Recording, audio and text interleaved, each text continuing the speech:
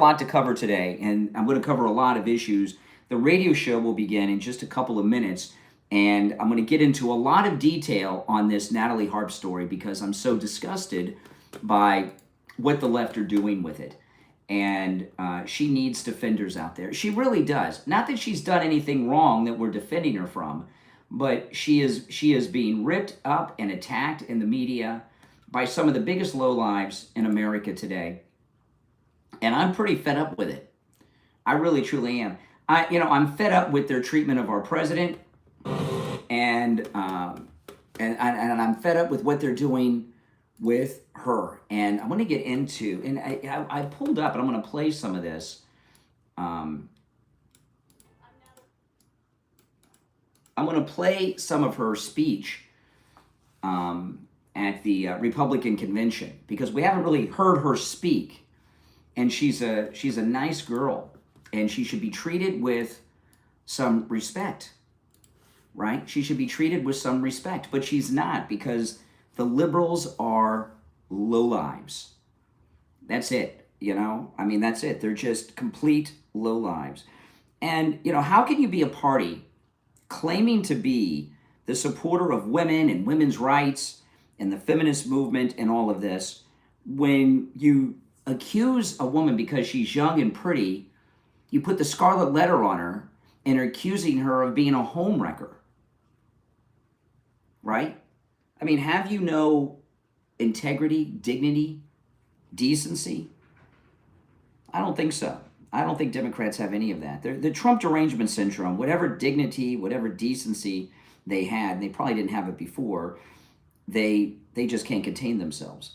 The end justifies the means. And if it hurts Trump, they want it out there. All right, let me look at the time here because we're going to be on the radio in 2 minutes. So when the radio show opens up, I'm going to get into some details about what these scumbuckets are doing. I'm going to play some of Natalie Harp so we can hear what she's like and hear her story. Because her story is, it's a powerful story. Her speech at the RNC convention in 2020 is like a TED Talk. It really is. And I'm going to play some of it when the show, we got a little over a minute.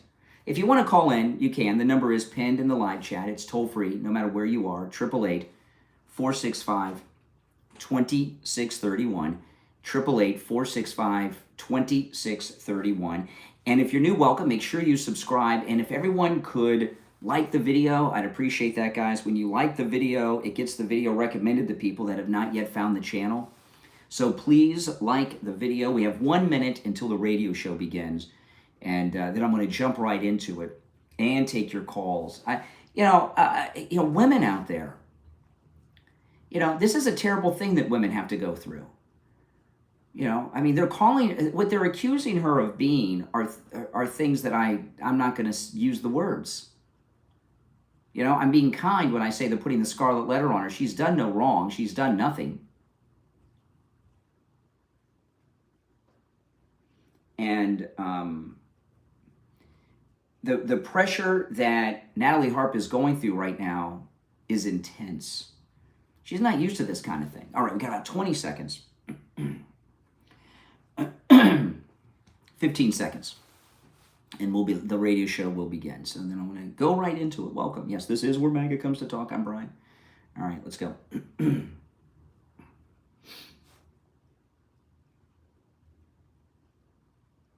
Welcome to the program, everyone. My name is Brian Craig, and boy, oh boy, do we have a lot to talk about. I've got a lot of stories and a lot of issues that I'm going to cover on today's program, but I felt, when I was going through the news this morning, I came across two things, and I said, this is what I'm going to open with today, because it's got to be done. And I'm talking about these terrible, slanderous things that the media are saying, the Democrats are saying, the liberals are saying about Natalie Harp, the president's assistant. Those out there in the media that are liberal, Democrats as a whole claim to be the party of women, and women's rights, they stand up for women. Women should be believed, the Me Too movement, the ERA, all this stuff. And here you got a young girl who's just has she's had a rough life. Her life was saved by the President of the United States. She's the president's assistant. And because she's young and pretty and doing a good job, they're accusing her of having an affair with the president. You know, Natalie Harp, as of last night around 7 p.m., CNN had mentioned her 132 times.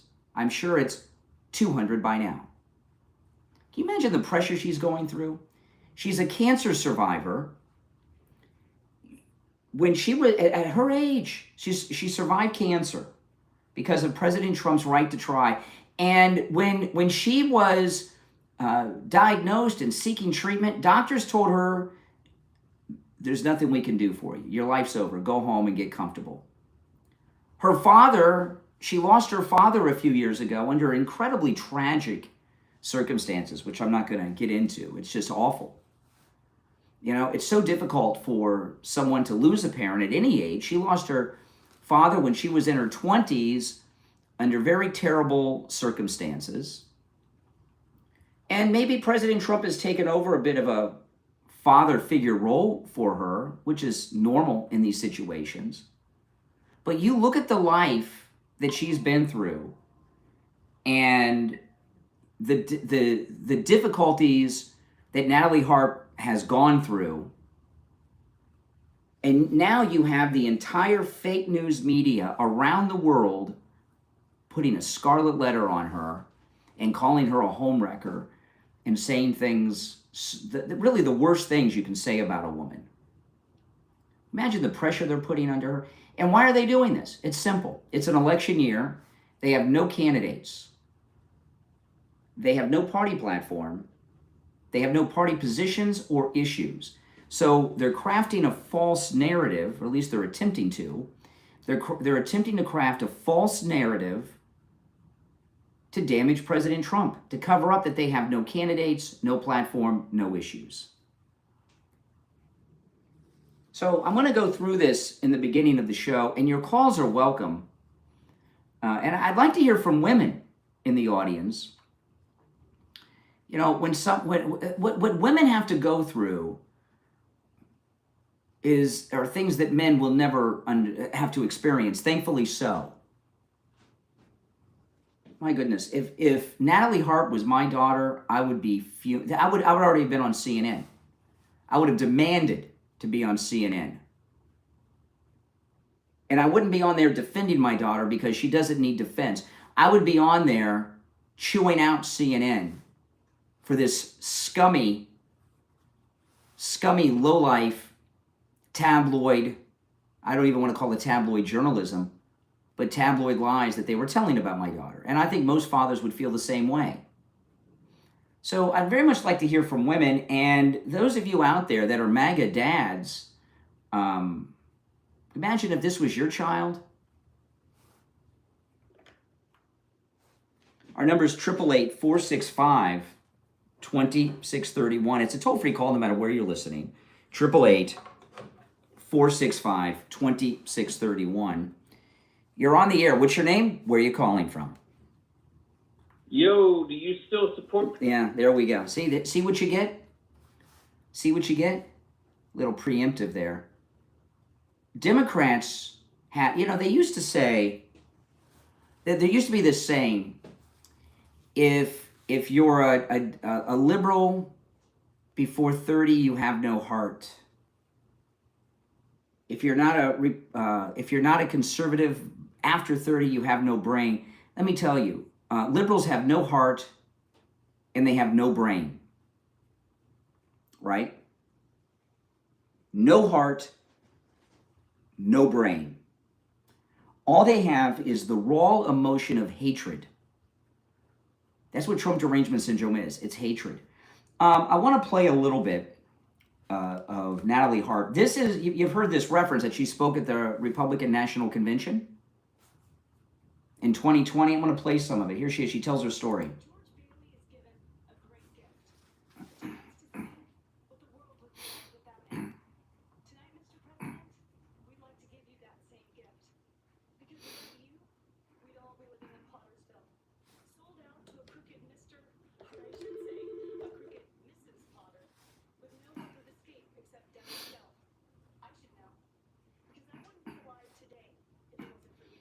See that? The President of the United States saved this girl's life.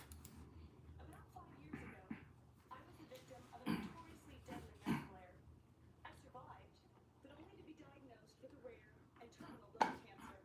You know, Democrats love to talk about healthcare being a human right. But a right to what? Well, I'll tell you. To them, it's a right to marijuana, opioids, and the right to die with dignity. A politically correct way of saying assisted suicide. That's right. I was told I was a burden to my family and to my country, and that by choosing to die early, I'd actually be saving the lives of others by preserving resources for them, rather than wasting them on a lost cause like myself. She's talking about doctors in the hospital, Nazi doctors. And when I found the chemotherapies that were on the market, no one wanted me in their clinical trials. I'd make them look bad. You didn't give me the right to try experimental treatments, Mr. President. You did. And without you, I'd have died waiting for them to be approved. Now with the coronavirus, everyone knows what that feels like to be waiting for a cure. But we've only been waiting a few months. Just imagine what 2020 would have looked like, fighting for your life, without a Donald Trump fighting for it too. In January, there would have been no China travel ban. Millions would have died. Millions more would have been infected. Could there be no record levels of testing? No right. So you hear her there, and I'm just going to go into code a little bit, but the president saved her life. Her doctors told her to go home and die. And because of President Trump and right to die legislation and orders, he saved her life. So, yeah, she loves the guy. I love him too. Don't you guys that are MAGA love him? How would you feel about someone that saved your life after your doctors told you to go home and die? Shame on you. If you're on hold, stand by. We've already had one indecent liberal today. Can any liberal even pretend to be a human being today?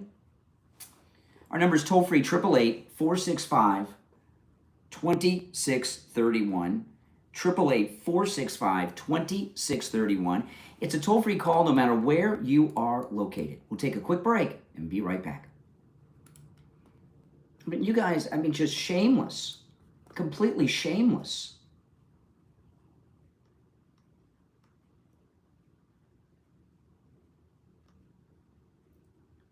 Okay, I'm going to play this when we get back. This is nuts. This is nuts. I've never seen. Look at the Drudge Report. Look at this, guys. Look at this in the Drudge Report. They have this photograph like she's standing and waiting and all this nonsense. Bunch of articles here. I've never seen anything like this. I really, truly haven't. A poor girl. A cancer survivor. If you're on hold, stand by. I don't know what it is about the left and what makes them so indecent. I have no idea. I really don't. Democrats, liberals never cease to amaze me at how low they are willing to go. I'll take calls when we get back from the break. So if you're on hold, stand by. 888-465-2631. We'll be back in about 90 seconds. 888-465-2631. The way I'm looking at this in many ways is like a parent. All right? But I've got a few things about this that I want to cover before I move on. But I got a lot to cover today. But if you're on hold, this is what I want to talk about right now. What they're doing to this poor girl. Just over a minute, and we'll be back. Unreal. It is unreal. Well, listen, if you want morality, you're not going to find it from the Democrats. That's a fact. Whatever, their morality, decency is a repellent to liberals.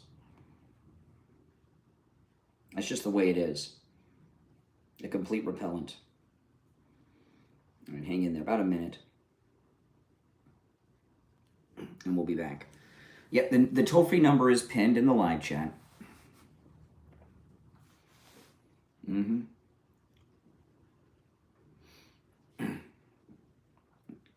Yeah, less than about 30 seconds or so. We'll be back.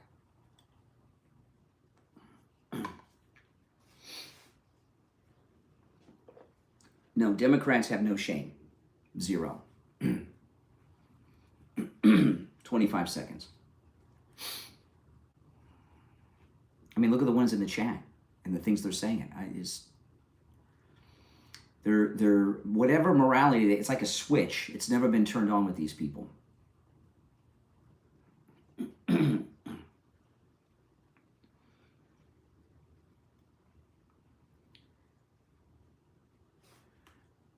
You're on the air. What's your name? Where are you calling from? This is Richie. Hey, Richie. What's up, Richie? Not for nothing, but she's a beautiful woman. Well, hold on, Richie. While I answer, the phones are ringing off the hook. Yeah, go ahead. She's a beautiful woman, and she's a beautiful woman, and this stinking media just President Trump is 80 years old, folks. 80, okay. And you were just a couple of weeks ago saying he can't keep his eyes open anymore, and you were trying to say he's worse than Biden was. Now you got him after a young lady like this. It's so, and I'm going to tell you who it's all about. The most disgusting, the most, I can't even words for this witch, Nancy Pelosi. Because it is Nancy Pelosi, the same woman that in the State of the Union ripped the whole thing up in front of the world. She's a disgusting human being. She's the one that says you just give a false narrative. You make something up, and then you let your press, the stinking press, run with it. Exactly. And it's what it's all about. One after the other. It's Nancy Pelosi. They ought to just play that over and over and over. And I'm going to tell you, with Natalie Harp, okay? I don't want to get into the details of it, but you guys can look it up. Most of you know. She lost her father a few years ago under very tragic circumstances. Okay, in a very tragic way. And when you put a girl that has a history of that in her family under this kind of pressure, it is extraordinarily cruel and dangerous what they're doing. And that's why I'm talking about this today. This is not a punchline, and it's not a joke. This is low. This is the lowest I've seen the Democrats go in years. But you can't get any worse. I remember her when she was on One American News. She had her own show. I think it was on 9 o'clock at night. Oh, yeah. I used to watch her all the time. Yeah. Yeah.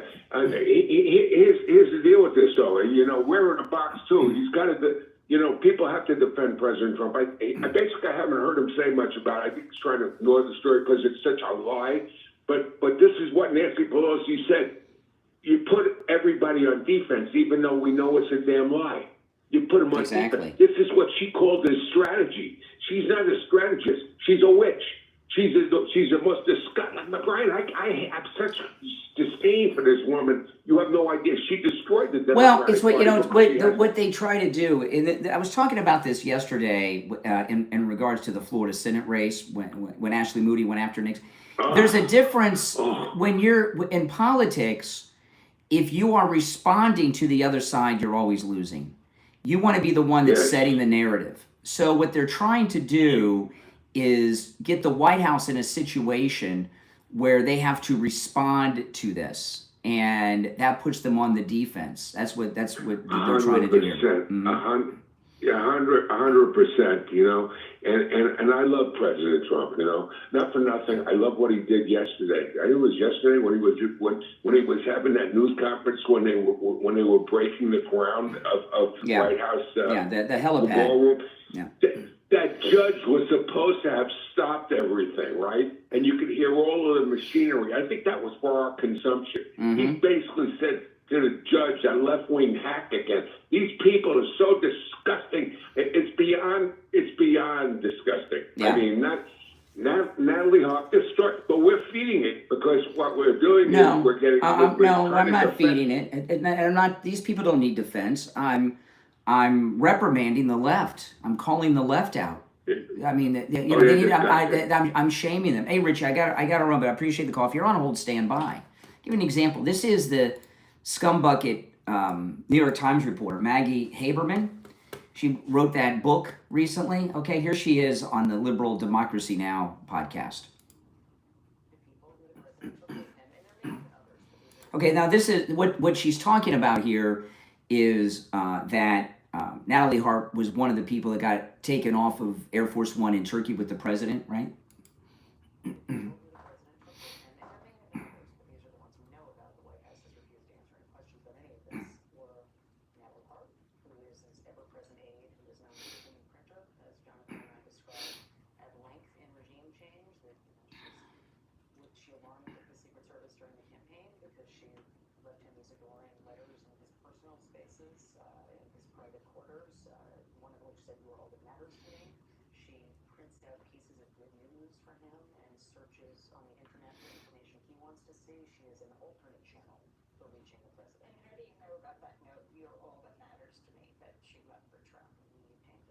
Okay, now let me go back about the note.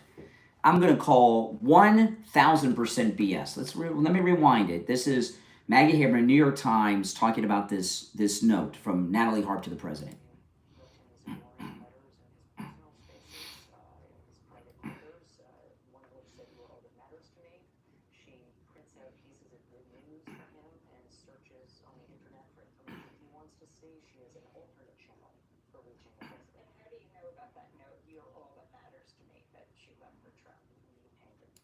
Okay, so Maggie Haberman claims to have, she's obtained it, not just seen it, has it. She's obtained a note, right? That a loving note from Natalie Harp to the president. Why isn't it the front page of the New York Times? Why isn't she holding up the note? That note would sell more newspapers than have been sold in decades. Think about that. So this New York Times reporter wants us to believe that she has obtained a love note from Natalie Harp to the president. She's obtained it, she said, but she's sitting on it and not showing it? That doesn't pass what we often refer to on the program as the smile test, right?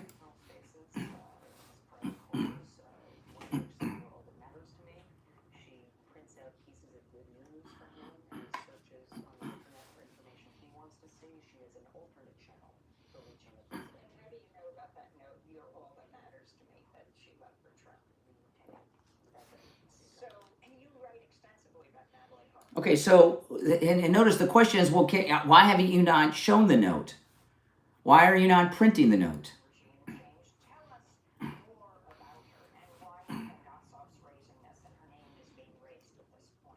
I mean, now you guys out there, is it at all credible to you that this New York Times reporter has obtained this love note from Natalie Harp to the president and they're not showing it? Are you kidding me? It'd be the front page of the New York Times, a love note to the president from his mistress, and she would be on every talk show holding the note in her hand, showing it on television.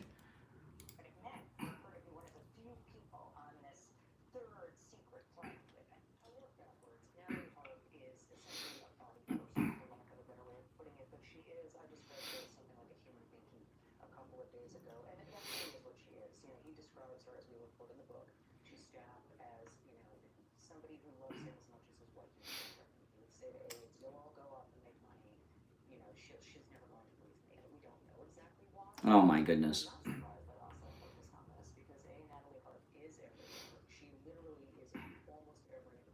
She's a secretary. She's a secretary. They call it assistant now. You can't call girls secretaries anymore. But she's his secretary.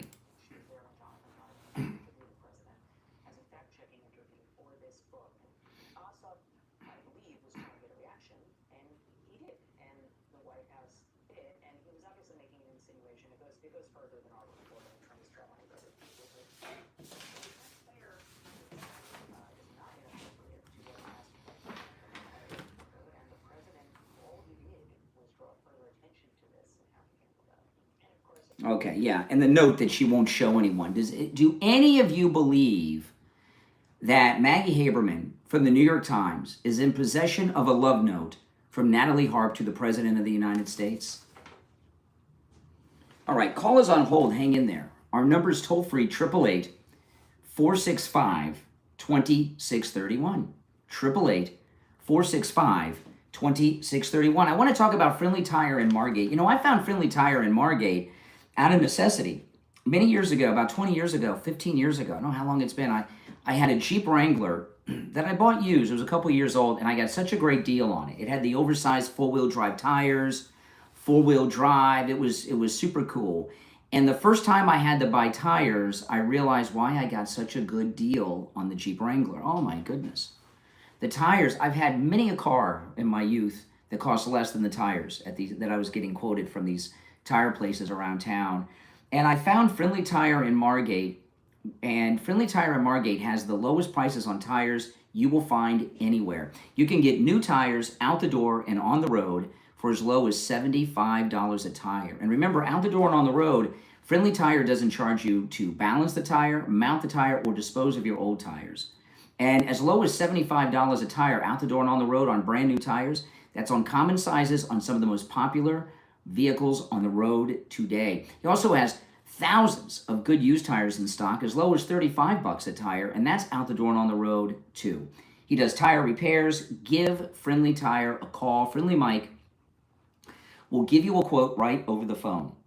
954-977-9445. You will never buy tires anywhere else ever again. 954-977-9445. 954-977-9445 for Friendly Tire. All right, if you're on hold, stand by. If you'd like to call in, the number's toll free, 888-465-2631. 888-465-2631. It's a toll-free call no matter where you're located. We'll take a quick break and be right back.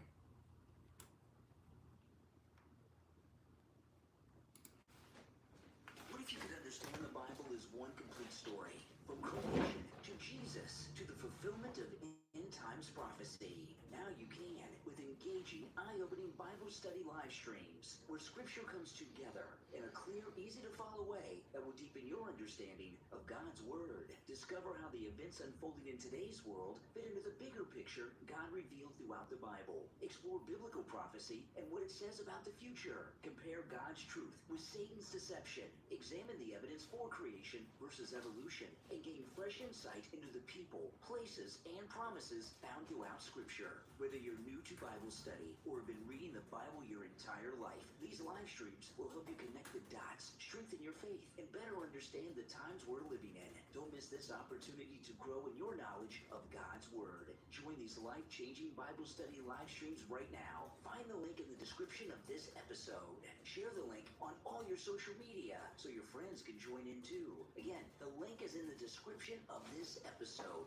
Look in the description and click it right now. Yeah, guys, that Bible study link is in the description. When you go there, it says Bible study, and then you'll see it. So if you could do me the favor of checking that out. It's one of our regular watchers here on YouTube put that Bible study together. It is very, very good. All right, stand by, guys.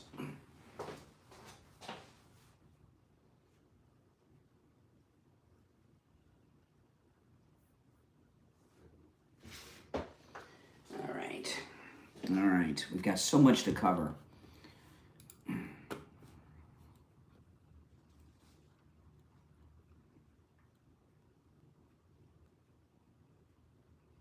Oh yeah, here's CNN's obsession. They're obsessed with it on CNN. All right. If you're on hold, don't go anywhere. And guys, if you could please like the video. When you like the video, you get the video recommended to people that have not yet found the channel. So please like the video. Tell me yes or no in the chat. Let me see. Let me get a yes or no. Do you believe the lies here? Is the president having an affair with her? Yes or no? I say no. Yes or no? Is there an affair going on here? I say no. We'll be back in 1 minute. I say no.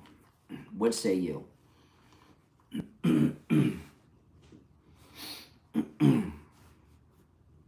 Absolutely not.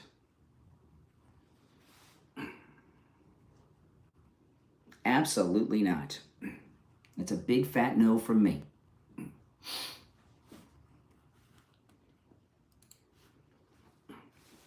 "35 seconds and we'll be back from the break, guys. No, and it won't go anywhere. No. But I'm going to defend the woman's honor. I'm just disgusted by these people. Disgusted.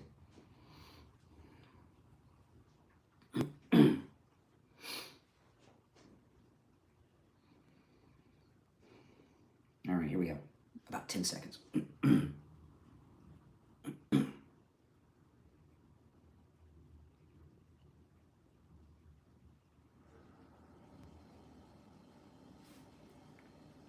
You're on the air. What's your name? Where are you calling from? I'm from Texas. Oh, hey, Doc. Hey, Brian, how you this morning? I'm doing all right. How are you? I'm good. How's the house? How's your wife? Everyone's well. That's good. Hey, quick thing you was talking about. I think her last name is, how you say her last name? Harp with a P. Okay. Like the musical instrument. Okay, I just think she's over her head. I think she got there, she just tried to help Trump, and she's over her head. And I think right now, the best thing for her to do is ease on out the door, how do you say it? Mm-hmm. And just be done with it. Why? If she were to couple things. If she were to quit, they would use that as a confession. Okay? And number two, why be manipulated like that by the liberals? I mean, I just think she needs to, because, to be honest with you, I don't know why she's even there. What's her even a function? She's the president's private secretary. Yeah, he guys already has a secretary. No. She isn't like the secretary that answers the phone outside the office.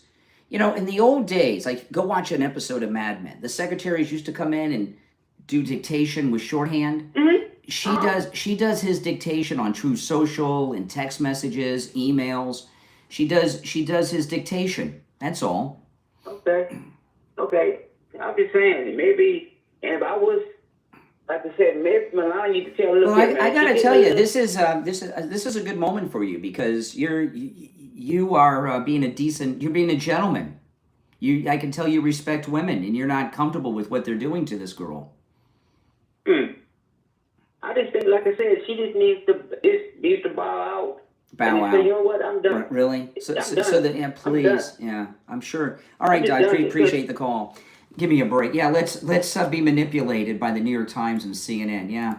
Okay, so this is now remember, as of 7 p.m. last night, CNN had mentioned Natalie Harp 132 times. Okay, this is Haberman on CNN again with Aaron Burnett. Now, Haberman, the one I played to you before the break, she claims to have this love note from Natalie Harp. She's obtained a love note, but she's not showing it to anyone. That's the kind of reporter she is. Why is she not showing it? Well, because she doesn't have it, would be my guess, right?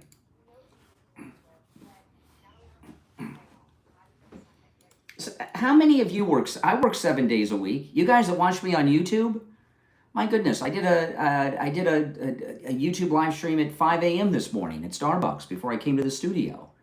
Right? I do same things on Sundays. A lot of people that are MAGA work 7 days a week. And by the way, people that work in the West Wing, they all work 7 days a week. There's no days off when you're in the West Wing. And everybody understands that it's a limited thing. So you work yourself to death, because that's what remember the show The West Wing with Martin Sheen? Right? That's what people in the West Wing do. They work 7 days a week. There's no days off in the West Wing. And there's no crying in baseball either. You're on the air. What's your name? Where are you calling from? Hello? Yes, you're on the air. What's your name? Where are you calling from? This is Steve from Staten Island. Hey, Steve.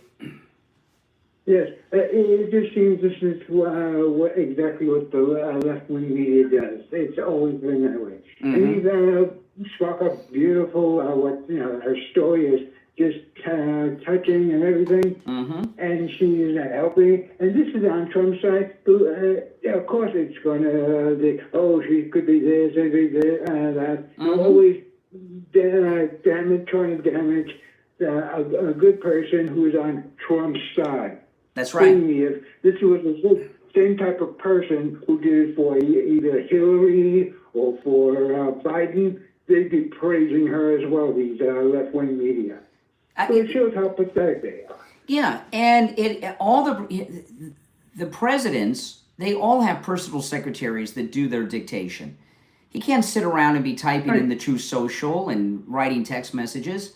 That's the new thing that executives do. Everybody knows this. And because of the way that her father passed away, she lost her father when she was young, a few years ago, in a very tragic way. And the stress that they're putting her under, this cancer survivor, after the way she lost her dad, is the most insensitive and disgusting thing I've ever seen the left do. This really is. This is really up there.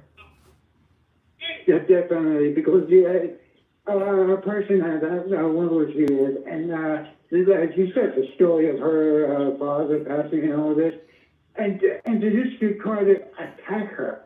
I mean, shows they have no class whatsoever, these Democrats, especially the people in the news. That's right. I think Walter Cronkite is spinning in his grave when he's seeing how pathetic the news people have been. They've taken such a left-wing stance, which Exactly. And Walter Cronkite said, he says, we're supposed to be neutral.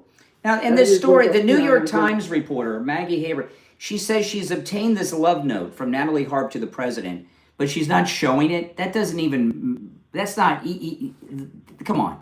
Who believes that? If the New York Times reporter has a love note from Natalie Harp to the president of the United States, that is the most valuable love note ever written. Right. It's probably just her laundry list. That's the only thing. There's no note. There's no note. Exactly.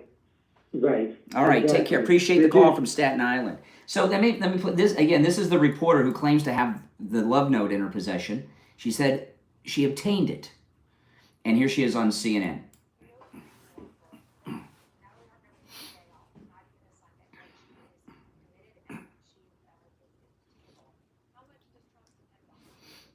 Now, this thing about being unfatigable, as a child, Teddy Roosevelt was sick and near death all the time. And then when he was healed, he never stopped moving throughout his whole life till he died.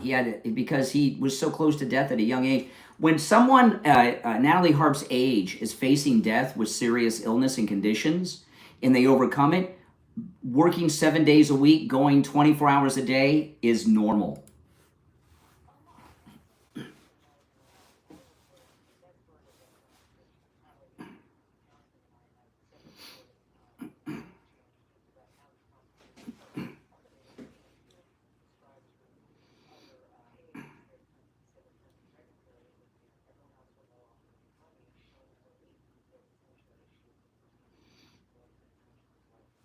Oh my goodness.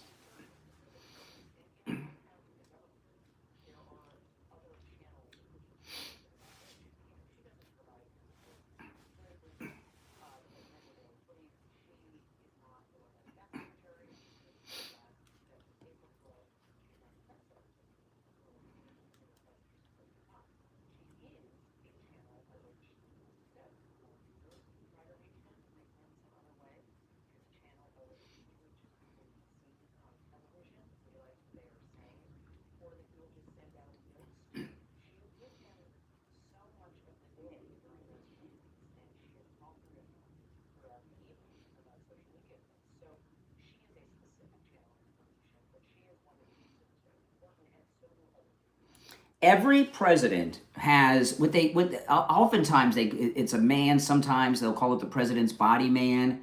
Every president has an assistant like this that goes with them everywhere, travels with them everywhere, right? Wherever they go, they're at. They're just usually not this pretty. And that's it. Here's the thing. I've seen this before with Monica Lewinsky. When the Monica Lewinsky story, and I'm not comparing Natalie Harp to Monica Lewinsky. Big difference here is the Lewinsky story was true. But when the Lewinsky story came out, we didn't see her for a year. And the only things we saw of Monica Lewinsky for a year was her White House page staff photograph. And then there was a video of her before the scandal broke at a Clinton speech where she was with a friend wearing the beret, remember? And she hugs the president, remember that, through the rope line? And that's all we saw were these two things of her for about a year or so. And then she had to show up for Ken Starr's deposition. She got out of the car and she had gained about 250 pounds. And the reason she had gained so much weight is because the media were doing to her what they're trying to do with Natalie Harp, reporting these things about her. And she sat in her apartment, Monica Lewinsky, eating potato chips and ice cream and pizza all day. And she gained all this weight. And then I remember when she got out of the car, I remember what the liberals were saying. Do you? I remember this like it was yesterday. It was so disgusting. They were saying, this isn't true. Why would Bill Clinton have sex with her? Look at her. They were fat shaming her. Remember that? Yeah, they were fat shaming. She wouldn't have sex with her. Look at her. She's so overweight. Remember that? So the left, who tell you that they're the defender of women's rights and they support feminism and women should be believed, when they can use and exploit women and destroy women to achieve their political agenda, they don't mind at all. And the things that they say about women, like they're doing with Natalie Harp right now, is disgusting. It's disgusting. Now, I've got some other stories I am going to move on to after the break.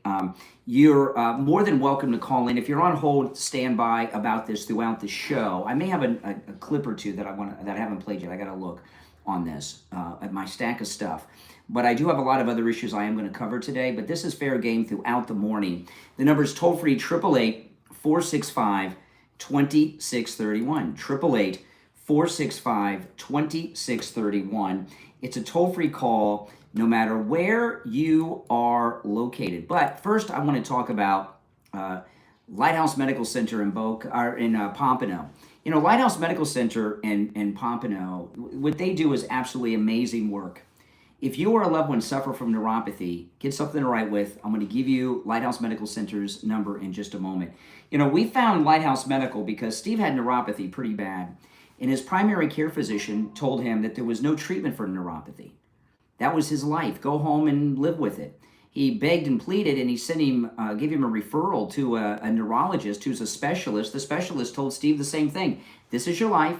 You have neuropathy. There's no treatment. It's only going to get worse. So wrap your mind around that. Go home and learn to tolerate the suffering, the pain, the dizziness, the falling down all the time. Then we found Lighthouse Medical, and Steve went over there. They have a treatment for neuropathy. Steve saw relief after his very first treatment, and after his treatment plan, Lighthouse Medical Center completely rid Steve of his neuropathy. That was about 4 years ago. His neuropathy has not returned, and I've met many of our listeners in this audience who have the same experience. Many of them have had neuropathy far worse than Steve had. No matter what stage of neuropathy you're in, call Lighthouse Medical. They have a treatment that works and a treatment that lasts. The consultation's free if you mention you heard about them on the Steve Kane Show. 754-222-6642. 754-222-6642. That's 754-222-6642. And online, lighthousemedicalcenter.com. We'll be right back.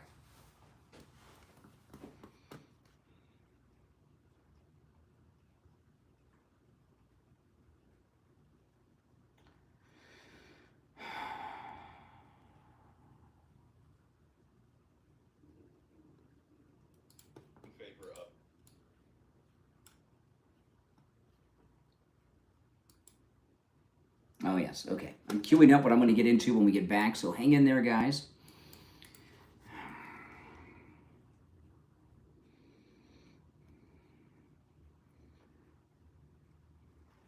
Hang in there.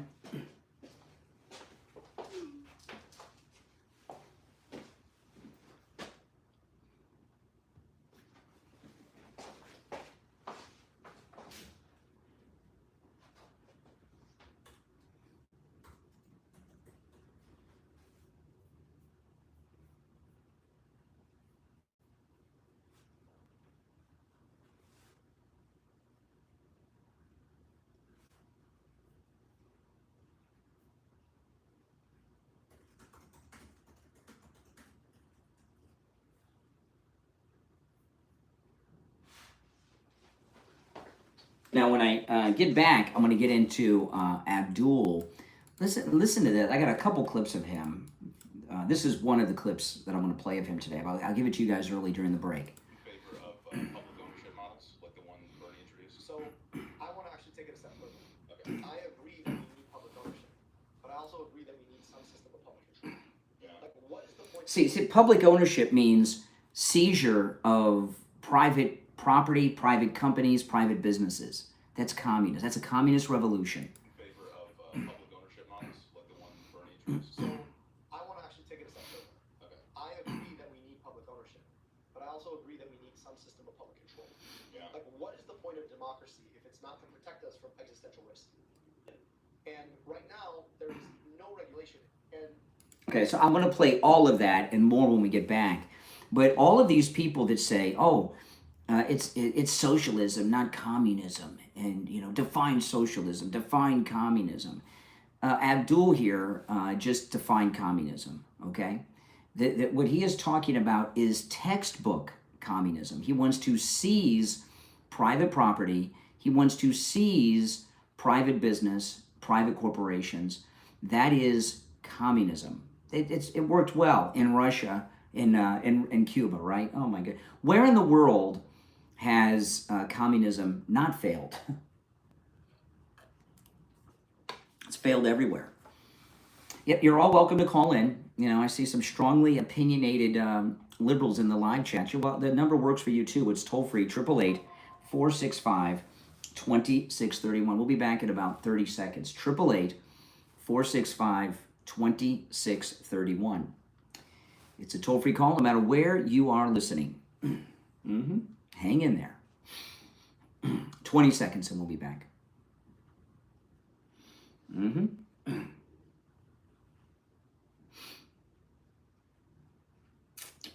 seconds.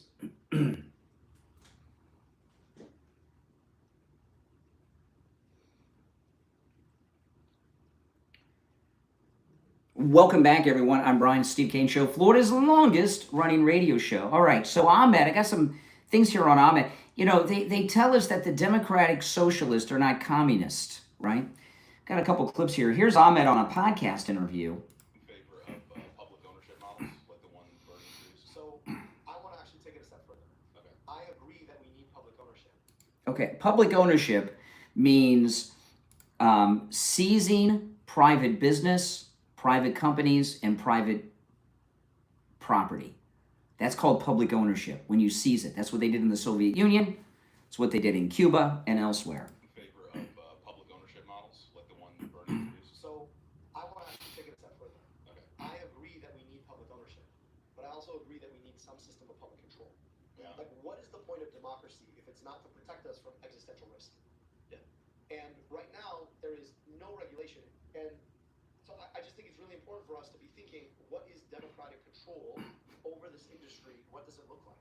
And I'm not the only one to say, like, Dario Amodei, who's the CEO of Anthropic, kind of came to the conclusion himself that at some point we're going to need public ownership of this. Because it's just too big and just too dangerous.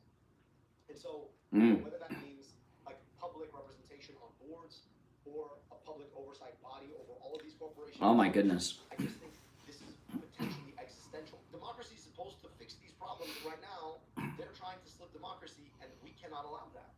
And so we need leaders who are both understand the technological risk and are not bought off by the industry itself. Like, it is mission critical right now for our future. Okay, so how is that not communism? Could you guys explain that to me? It's really amazing. George Orwell's books, the two of the most important books ever written. The Bible, of course, is the most important. Okay, but after the Bible, if you were putting together a list of the most important books ever written, I don't know what I've never put together such a list, but in the top 10 would be George Orwell's 1984 and George Orwell's Animal Farm. You should read them both. Start with Animal Farm. It's a much lighter read, and even the liberally impaired can understand that. But in 1984 is about changing the meaning of words, right? war is peace, right? 2 + 2 = 3. You know, changing the meaning of words. And now they're calling communism democracy. We need a public ownership model in democracy, is what he said. That is the seizure of private property and business. This is everything Ayn Rand warned about. Now, here's Abdul in another interview talking about Martin Luther King and Malcolm X. This is great. This is wonderful. Yeah, Ahmed. He's the hipster Muslim communist. You got to read Dr. Luther King. You got to read something he actually wrote. Malcolm X. Yeah. I learned what it meant to be a person of color reading Black folk and the civil rights struggle. And I understand that my responsibility is about trying to address racial inequity. Racial inequity? This guy's got 4 houses on 3 continents. What's he talking about? Inequality. I have 1 house, okay? He's got 4 on 3 continents. And he's talking about racial inequity? Maybe he's talking about me. Maybe he wants to better me. I don't know. Oh my goodness. You're on the air. What's your name? Where are you calling from? Jeff from Maine, Brian. Hey, Jeff. Remember, the ultimate goal of communism is to replace God with government, and that's the ultimate goal, is to get rid of God. And they are the most godless, evil people on the planet. And they also want nobody to own nothing and to be happy about it. That's correct. Because then we'll have democracy. Our public ownership model is democracy. Yeah. Yeah. And it's scary. And it's scary that, this happened in the 50s and 60s in America when they removed God from school. Correct. And they tried to remove from government, but, even in the Old Testament, God always kept the remnant that he kept blessing a nation through, like Israel. And, we have to remember that God's in control. And I get mad sometimes just because that evil we see go unpunished, but ultimately, when we all stand before the Lord, they'll be judged. But in the here and now, we are to preach the gospel and be instant in season and out of season. And right now, it seems like we're in the out of season to stand for truth. But I believe MAGA and God raised President Trump to bring back truth and justice to America. And we have to do it through voting. And that's why the reason that the communists don't like God and Christianity because it gets in the way of their moral code that they're trying to sell, right? And they want to be the decider of what's moral and immoral, right? And anything goes with them. What we think is completely ludicrous, like abortion on demand, or these states passing abortion up to the moment of birth. That is just plain in your face. We are evil. We don't care. And I think that wakes up a lot of people. Yeah, it does. They're passing these laws when they get the Democrat controlled and do what they want. And I believe the American people are waking up. And the Democrats. Well, that's what, if you notice, Ahmed's not getting the publicity he was. They thought he was going to be their superstar. And you don't see him in the news as much. Yeah. They've moved on. Have you noticed that? Now they're into Ossoff's the new guy they're auditioning. And it's absurd. These people are like, let's say, probably the best known is Newsome, Kamala Harris. Yeah. These are the best the Democrats have, or AOC. She's a loony bin. What was she, a bartender? Yeah. Well, I don't even know if that's true.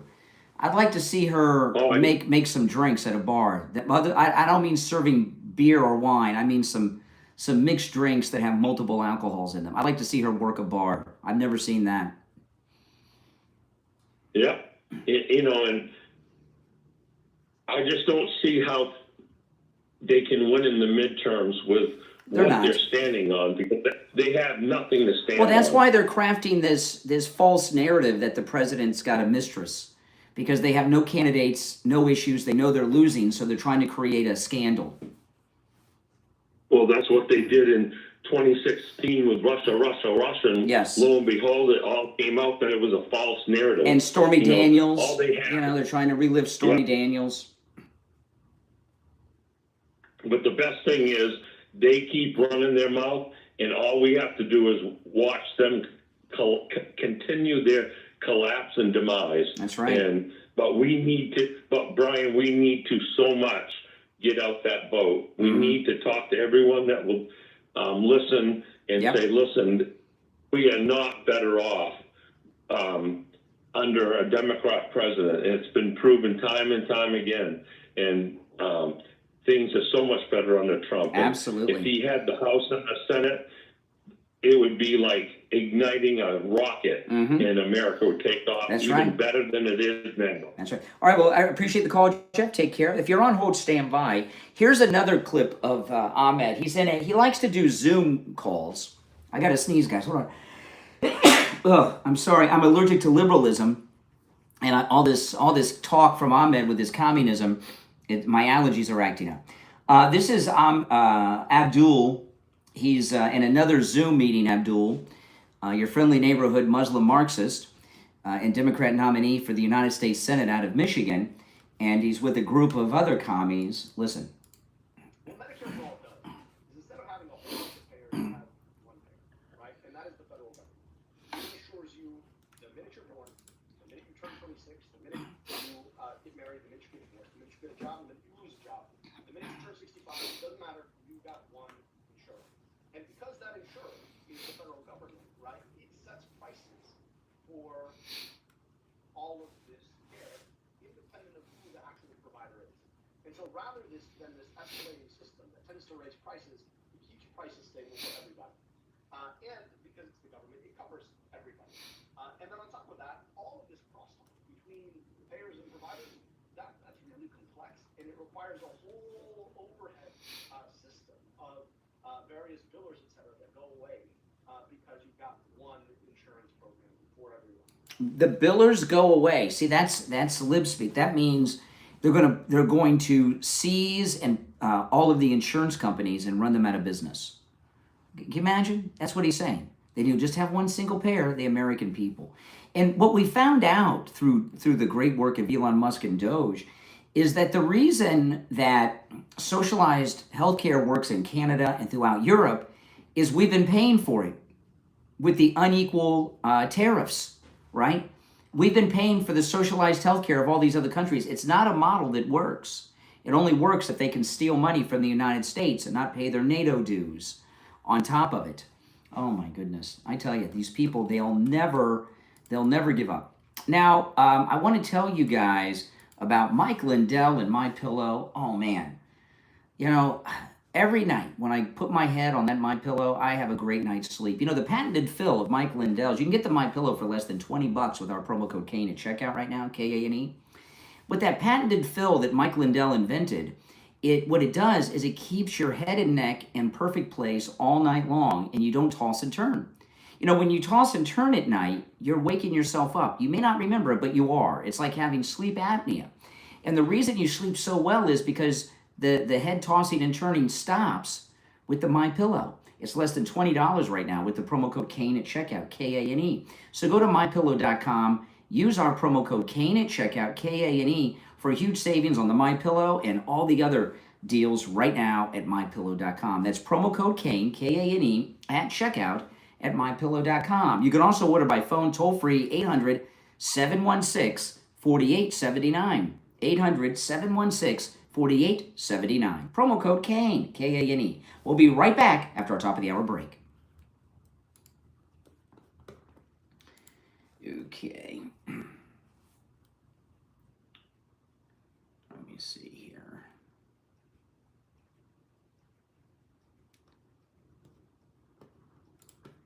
Okay, yeah, I'm going to play this when we get back. All right. Hang in there, guys. Now, speaking of healthcare, those of you that are Medicare recipients or turning 65, call Chapter and speak to a licensed Medicare advisor at no cost to you, completely free.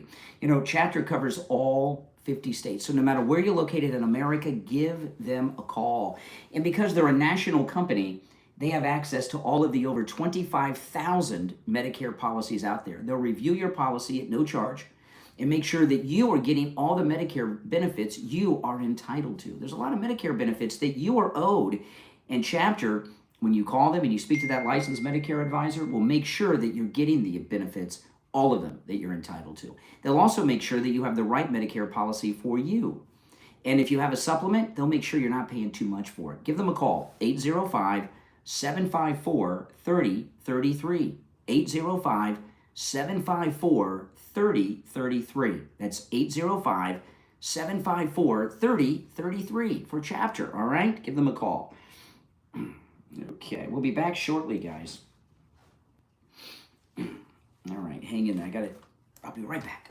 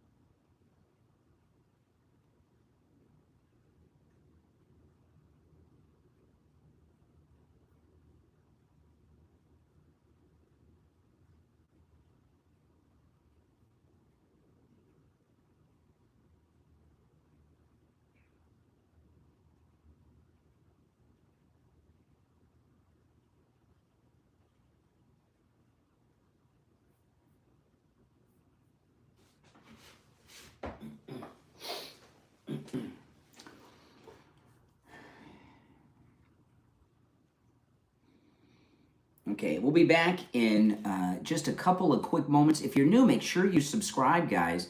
And if you haven't done it already, please like the video. When you like the video, you get the video recommended to people that have not yet found the channel. And that really helps a lot, guys.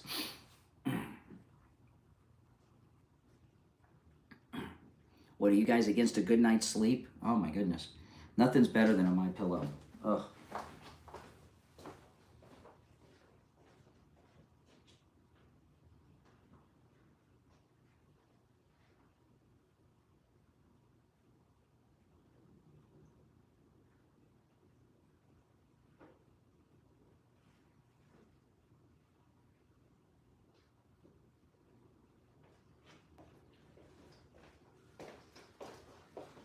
Yeah, here's one of them right here. This is the My Pillow.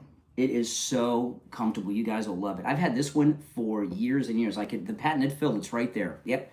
You can get the My Pillows for less than $20 right now with the promo code Kane at checkout, K-A-N-E. Good deal. All right, less than a minute and we'll be back.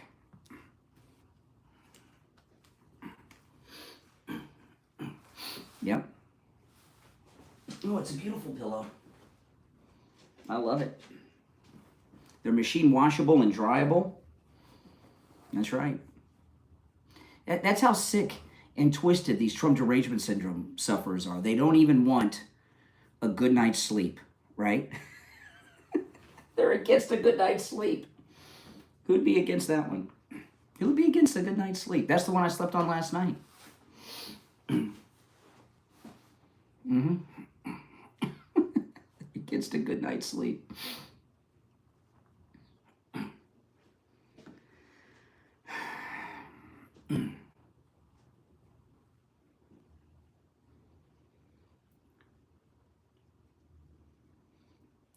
All right, the 7 o'clock hour has begun. My name is Brian Craig. You're listening to Florida's longest running radio show, The Steve Kane Show, on the radio since 1977, celebrating 49 years on the radio. Welcome, one and all.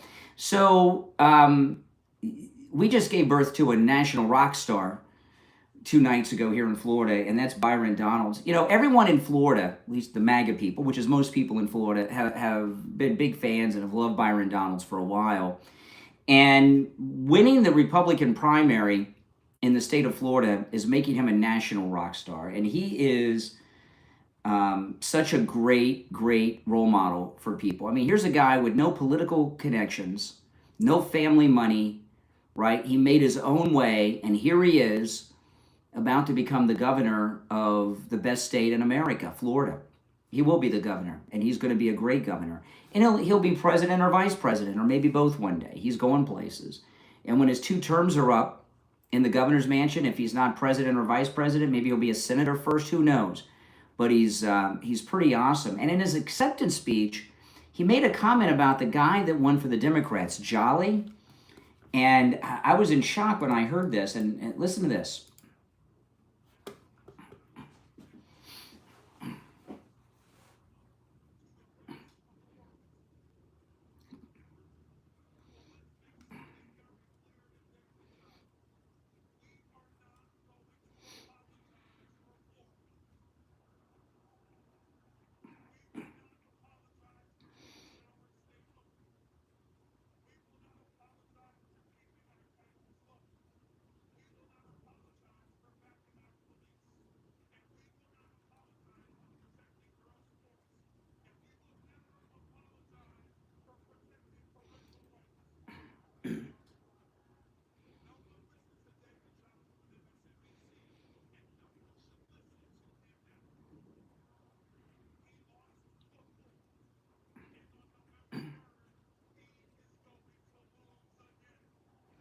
Okay, so David Jolly is the Democrat, right? So when I heard Byron Donalds say that David Jolly on election night was apologizing to the state of Florida, I had to hear it for myself, so I wouldn't pull up his speech. I'll play you the clip. But centerpiece to his campaign has been this. This is like President Trump, make America great again, right? David Jolly, the Democrat running for Florida governor, he's on an apology tour. This is what he's been running on. This is his election night speech to a very tiny room with very few people in it.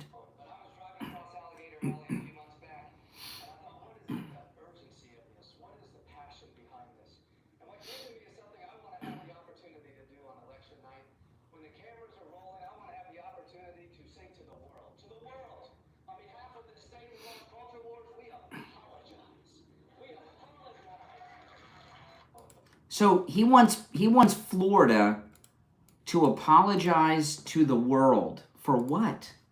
What are we apologizing for? Here he is again, he's speaking to a church. I don't know what a politician's doing speaking in a church, but he's there. This is David Jolly. This state, we're raising our kids in this state. My wife and I ask ourselves every single day, should we raise our children in this state? What? Think about this.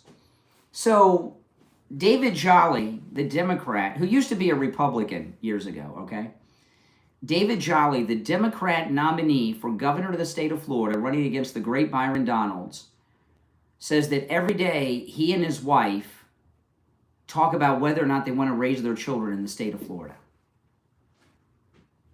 So, I'd like to, like with Maggie Haberman, with the love note that she claims to have, from Natalie Harp to the president. She's obtained it, but she's not showing it to anybody. She's talking about it, but she won't show it. So David Jolly, this Democrat lowlife, wants us to believe him and his wife are in the car every day, somewhere. They're in the car, they're going to the store, they're at Publix, they're folding laundry together. And they sit around and discuss whether or not they want to raise their children in the state of Florida. Does that even sound like a believable thing? The state, we're raising our kids in this state. My wife and I ask ourselves every single day. Every day. This is every day. This isn't some discussion they had just once. They have this discussion every day. The state, we're raising our kids in this state. My wife and I ask ourselves every single day, should we raise our children in this state? Oh my goodness. That's real. That is our lived experience. Some of you with kids and grandkids, you know this. I didn't hear any applause in that church. Is it a campaign finance violation for him to be speaking in that church? So he wants to go around Florida in this campaign, apologize for the state. Then him and his wife sit around and discuss whether or not they want to raise their children in the state. If you're embarrassed by the state and you think the state's damaging to your children, David Jolly, why do you want to be governor? And specifically, what are you talking about, David Jolly? What has Florida done to apologize for? You know, those of you outside of Florida, what we've started calling Florida a few years ago was, well, it was for a while. We dropped the DeSantis. We called it Ron DeSantis' Free Florida. And then when DeSantis betrayed Trump, we just started calling it Free Florida. You know, when I've had friends that have moved to Florida from some of these blue states, Pennsylvania, Washington State, you know, places like that. And it's so funny. When they come here to Florida, they feel like you know what they're like? They're like those people that escaped from East Berlin into West Berlin. It's like they've come from some oppressed communist state, and they're in the free state of Florida where you're free. And I've lived here almost my entire life, so I don't know another way. So anytime I talk to somebody who's new to the state, and I appreciate Florida even more. But what is David Jolly wanting to apologize about in regards to Florida? I'd love him to tell us, wouldn't you? Absolutely, but you know, he will. It's going to be. He's going to say that we don't want drag shows in elementary schools or something. I hope he does that. That would be wonderful to let him talk about the drag shows in the schools. You know, I don't understand their obsession with the drag queens and the performances in the schools. But Florida, you know, the reason that property values are so high in Florida is because so many people want to move here, because we've got the best weather and we're free and we don't have a state income tax. So David Jolly, I'm gonna contact the campaign and request an interview. I don't do a lot of interviews, but I think I'll request one from David Jolly. I think he'll do it, and I want to ask him. I only have one question. What do you want to apologize for on behalf of the state of Florida? Now, I don't know if they'll do the interview. I will put in a request, I promise you. I would love to hear that. What do you want to apologize? And you can apologize right here for the state of Florida on this program. Oh my goodness. It's really scary, isn't it? I mean, you know, he used to be a Republican. He was a rhino. And so he backs up what I've been telling you. Rhinos are really Democrats. That's right. Republicans in name only. They're really Democrats. If you're on hold, stand by. If you'd like to call in, the number's toll-free, 888-465-2631. 888-465-2631. I want to talk about Jamie Levac over at Swift Tax. Listen, if you owe money to the IRS, stop worrying about that certified letter, okay? Call Jamie Levac at Swift Tax. He'll take care of it for you. He's got a direct line to the IRS, and he'll take care of that for you. Even if you haven't filed for years and years, he'll take care of it for you. He's very good. Call Jamie Levac at Swift Tax. Remember, Jamie Levac at Swift Tax can help you with your taxes no matter where you are in the United States. And if you're in one of those states that have state income taxes, he can help you with those too. If you missed the filing deadline this year, call Jamie Levac. He'll take care of it for you. If you haven't filed for many, many years, call Jamie Levac. He'll help you. He'll take care of it. If you owe a lot of money to the IRS, even if you've already made arrangements with the IRS to pay it back, call Jamie Levac at Swift Tax. Let him look over it for you, okay? And if you are a business owner of any size, whether you're a large brick and mortar business with many, many employees, or a small business of being an Uber driver or part of the gig economy or anywhere in between, call Jamie Levac at Swift Tax. Not only can he help you with your taxes, both your personal taxes, your business taxes, your payroll taxes, he can even help you with your bookkeeping. This number rings directly to Jamie Levac at Swift Tax, so you can call or text 954-773-1587. 954-773-1587. That's 954-773-1587 for Jamie Levac at Swift Tax. All right, we'll be back with more right after this.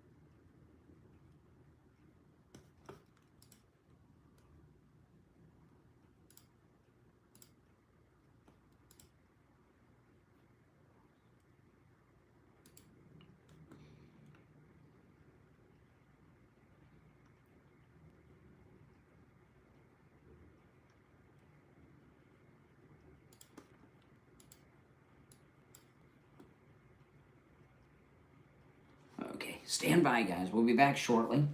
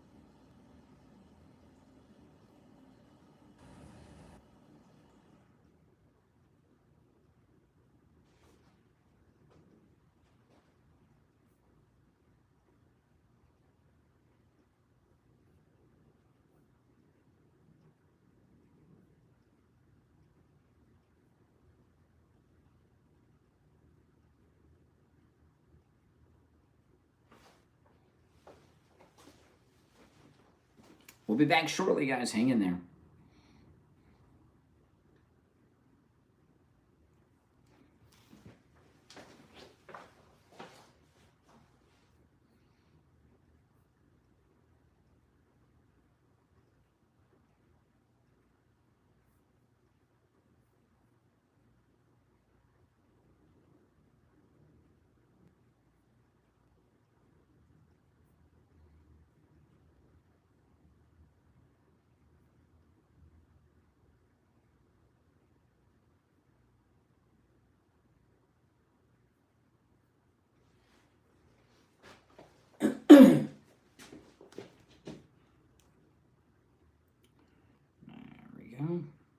Okay, 40 seconds. We'll be back.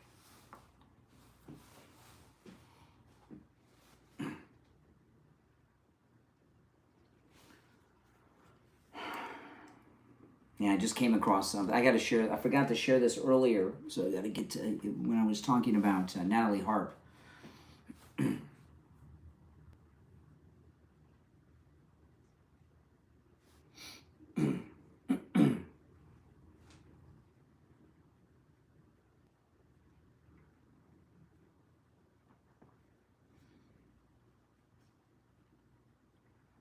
All right, we're back. It's the Steve Kane Show. My name is Brian Craig. Welcome back, everyone. Callers on hold. Hang in there. The number to call is toll-free 888-465-2631. 888-465-2631. So I was talking earlier about this 1,000% fake news story that the president and Natalie Harp are involved in some type of inappropriate relationship. Her life was saved by President Trump with Right to Try. She's hardcore MAGA. She's the president's personal secretary who does dictation. The modern day dictation is not with shorthand on a steno pad. It's through social media posts and text messages. But she's his secretary. And I came across something I wanted to share with you this morning. But first I wanted to play this. I played this in the first hour. But the story of this alleged affair comes to us courtesy of the New York Times, okay? And Maggie Haberman says, when you get these people in the media, the fake news media are compulsive liars. And when they start lying, they start telling bigger whoppers, and they just start building on it.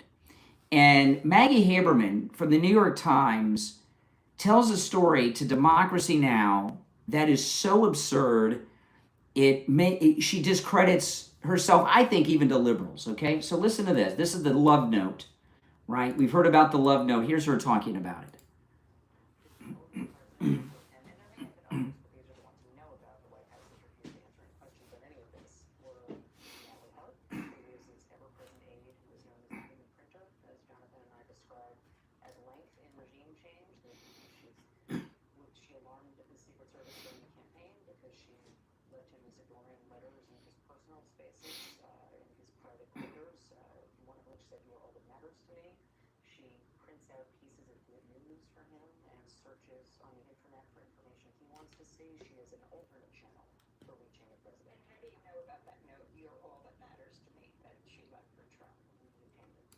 we've obtained it.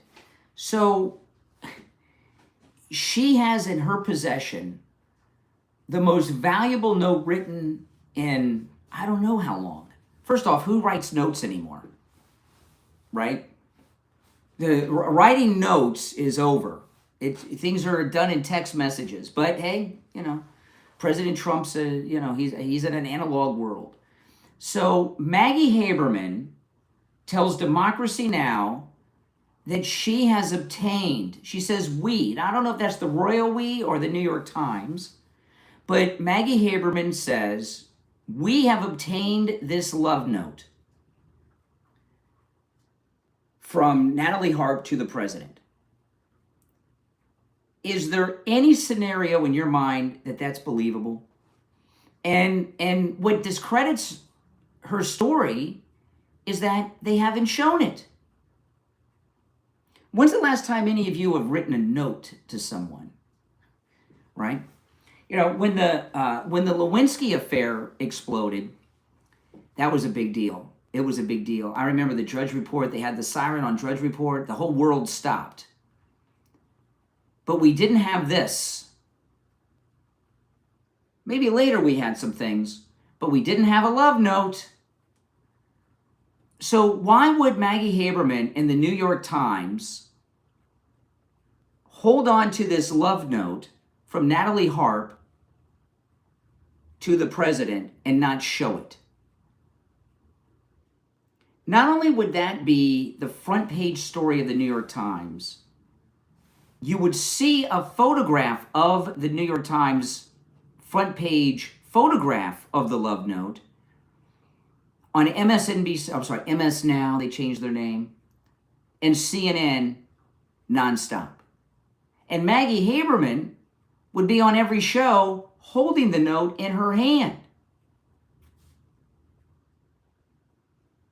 And so the very fact that they're not showing this note that she says that they've obtained tells us it's not real. It's that note is worth millions of dollars. And by the way, if it existed, it would be worth millions of dollars, not just now, but forever. When is the last time there's been a love note written to a president that's, come on. And my guess is when people are having affairs, they don't write love notes and leave them lying around the White House for New York Times reporters to snatch them up. That in itself, Maggie Haberman at the New York Times has discredited her own story. Don't you agree? All right, 888-465-2631. You're on the air. What's your name? Where are you calling from? Brian, IB, morning. Hey, IB. I would simply just play the scenario out. First of all, if I went into the Oval Office and removed that beautiful statue Trump has sitting behind him, and I removed from the property, what would be the penalty? What would be the crime done? If you play out the scenario as if the note is real, then they have taken something from someone, which is stolen property, even if it's just a post-it. Well, not only that, something's been stolen. Yeah, that's a story in itself. Something's been stolen from the White House. Yes.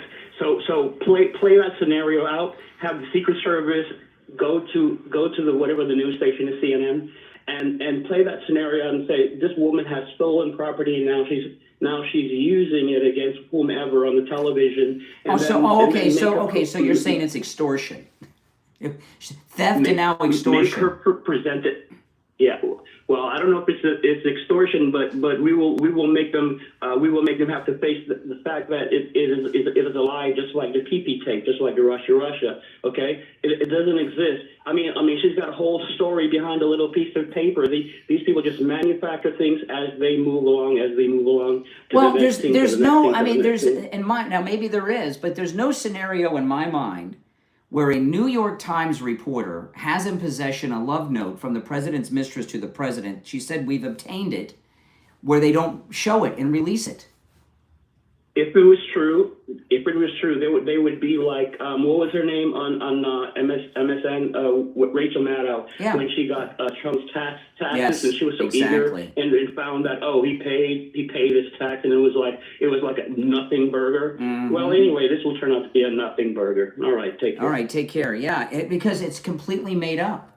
And then this, okay, Eric Trump yesterday on X, he was talking about CNN interviewing Natalie Harp's weirdo brother. Remember it sounded like he was high? Eric Trump said, "What absolute trash. Natalie is an incredible young woman, a cancer survivor, a genuinely good person, and arguably one of the hardest working people in the White House. She's deeply committed to my father, to her job, and to this country." This is Eric Trump talking, right? So he's on the inside. From the looks of it, she got all the family genetics. CNN continues to be a joke, right? So if the story was true, would Eric Trump be? No, he would stay silent. But on top of that, and the reporter from Democracy Now, the follow-up question to the New York Times reporter is, could you show me the note? Also, how did you obtain this love note from Natalie Harp to the president? There's just certain things that stink here, and this is certainly one of them. All right, if you're on hold, hang in there. We're going to take our break for the bottom of the hour. We'll come back with more right after this.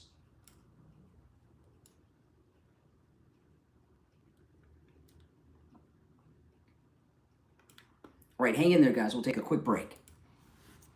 What if you could understand the Bible as one complete story, from creation to Jesus to the fulfillment of end times prophecy? Now you can with engaging, eye-opening Bible study live streams, where Scripture comes together in a clear, easy-to-follow way that will deepen your understanding of God's Word. Discover how the events unfolding in today's world will bigger picture God revealed throughout the Bible. Explore biblical prophecy and what it says about the future. Compare God's truth with Satan's deception. Examine the evidence for creation versus evolution, and gain fresh insight into the people, places, and promises found throughout Scripture. Whether you're new to Bible study or have been reading the Bible your entire life, these live streams will help you connect the dots, strengthen your faith, and better understand the times we're living in. Don't miss this opportunity to grow in your knowledge of God's Word. Join these life-changing Bible study live streams right now. Find the link in the description of this episode. Share the link on all your social media so your friends can join in too. Again, the link is in the description of this episode. Look in the description and click it right now.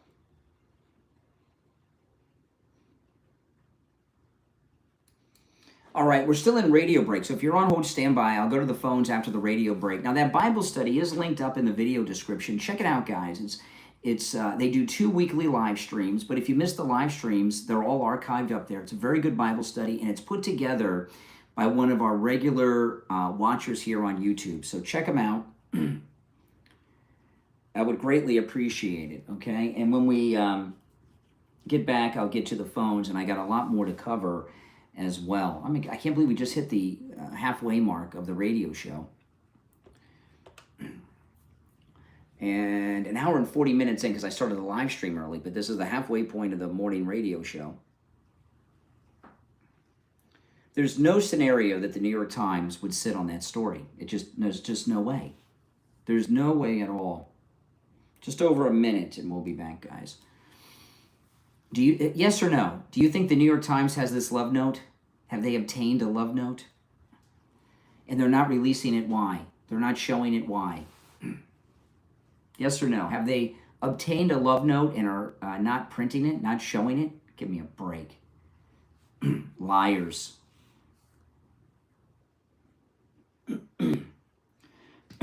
Less than a minute, guys. We'll be back. That note, it would be very destructive. Very destructive to them.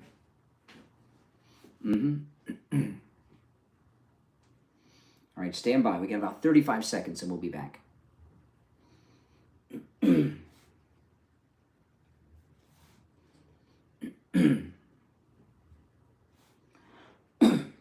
All right, hang in there.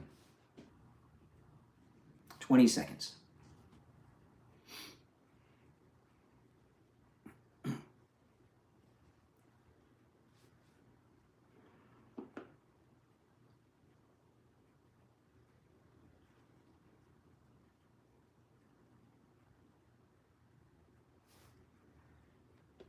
You're on the air. What's your name? Where are you calling from? David from Pennsylvania. Hey, Pennsylvania. Hey, what's up?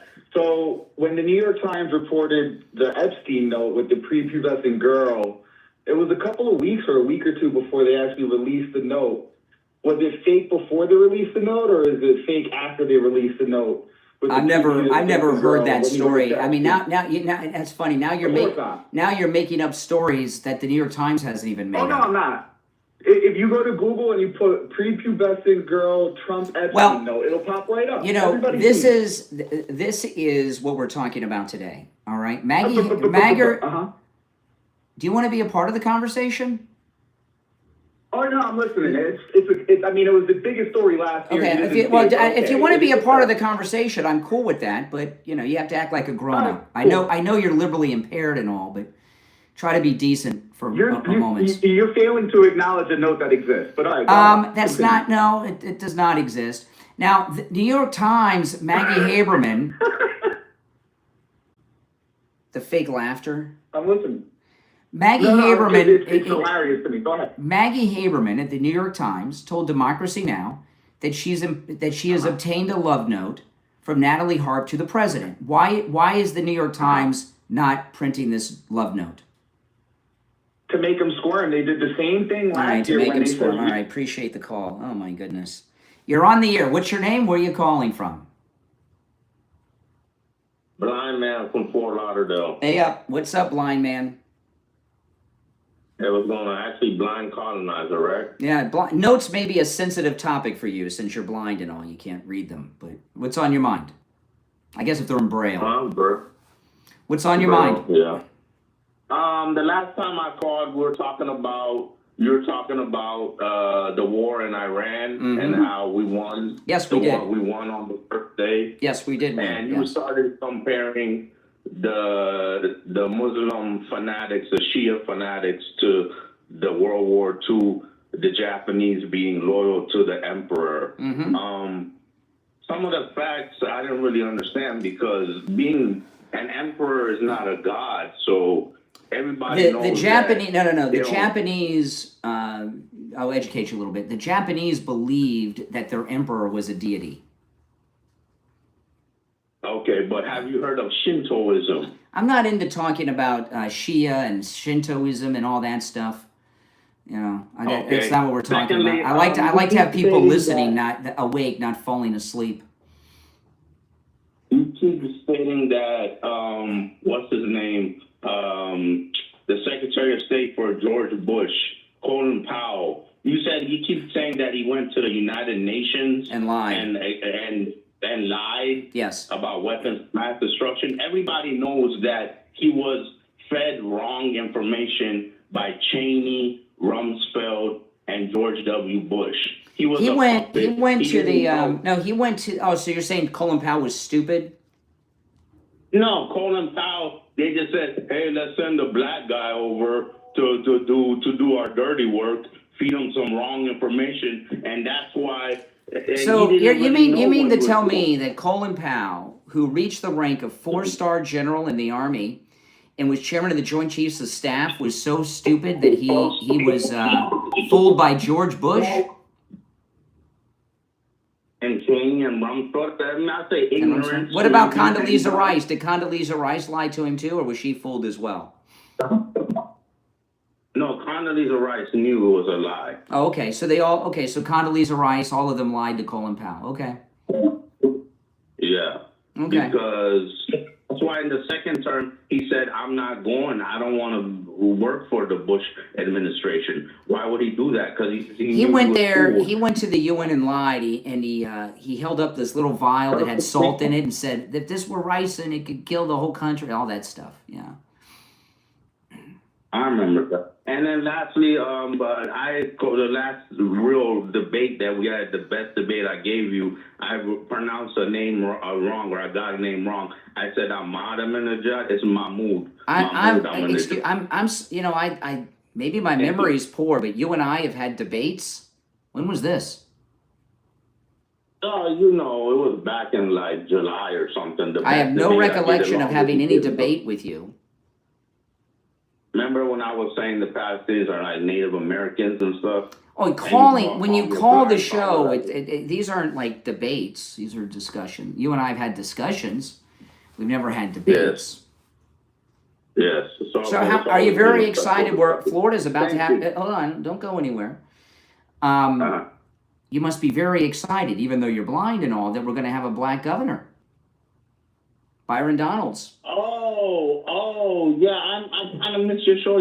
Byron. Hold on a second here, because I want to hear what the blind man thinks about our great new governor, Byron Donalds. I'm disappointed. I told you I voted. You're disappointed? No. I'm disappointed that he's black MAGA. Yeah. You're disappointed that he's black? MAGA. That is black MAGA. He's Make America Great Again. If you're blind, why are you so into skin color? You can't even see it. Well, I voted for Trump, but he took all my benefits, and now I'm totally against MAGA. So I voted for President Trump personally took your... What benefits do you no longer have because of Trump? Okay, so the election was in November. I went, I voted. You told me, be careful at those voting booths. This was after election. I called you for the first time. And I voted in November. And then in December, after I couldn't do anything about it, they gave me a letter saying, oh, your Medicare, United Healthcare, healthy food benefits. He wasn't... Hold on a minute. The December after the election? The month right after the He wasn't president until January. Biden took your benefits away. Oh, so Biden took your benefits away. Yes, not Trump. Trump was not president until January after the election. That's when Inauguration Day is. Biden was president until then. So the auto pen took your benefits away. Well, it said it'll be cut by $85+. Well, that was Joe Biden was president the December after the election. Hey, listen, take care, blind man. I see that good. I'm glad I kept him around. You're on the air. What's your name? Where are you calling from? Why'd you hang up on me, dude? I didn't hear. Because I was done. The conversation was over. It's one call per show. All right. Because why did It's one call per show. You're on the air. What's your name? Where are you calling from? Good morning, conservative Doug. Oh, hey, Doug. Did I tell you what the liberal told me about Trump derangement syndrome? If I didn't tell you, I'll tell you again. Anyway, he tells me, Trump derangement syndrome. I don't have Trump derangement. I told you have Trump derangement syndrome. He said, no, you have Trump derangement syndrome. The MAGA people have Trump derangement. They believe all the lies that President Trump talks about, and they're brainwashed, and they're too stupid to know that he's lying to you. And yes. I said, you're sick.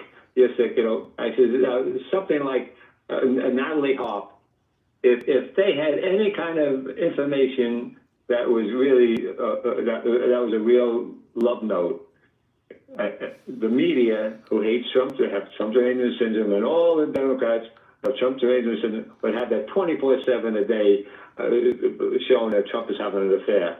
They have nothing. If they had something, they would show. Instead, they just talk and say stuff. Maggie Haberman says the New York Times has obtained this love note, but they're not showing it to anyone. Yeah. Of course. There's nothing. And what kind of love note is it? I bet you if there's any kind of note... There's no note. If there was a note, they would show the note, right? They would show the note without a doubt. These Democrats, the other guy who's running against Byron wants to apologize, but doesn't say anything. David They like to talk, but they never say. They always say Trump's a liar, and never say what he lies about. They always have something. And now I heard two candidates looking to go into Congress, Democrats, of course, saying that, their campaign is, oh, well, I'm against President Trump. So that's the only thing they can say. They have nothing else to say except that they're against President Trump and his policies. So these people are desperate. They're going to get, I think, creamed when it comes to the midterms. I'm hoping that. Well, the reason I'm focusing on this today is I've been pretty by the way, Doug, thanks for the call. I've been pretty disgusted by the treatment of Natalie Harp, and then when I heard the New York Times reporter claim to have a love note that she's obtained, and she's not showing it to anyone, and they're not printing it. It's important not just to defend this poor girl who lost her father and is a cancer survivor, but point out what liars the New York Times. Remember Michael Avenatti used to go around saying he had some tapes of President Trump with Stormy Daniels. We never saw that either, did we? You're on the air. What's your name? Where are you calling from?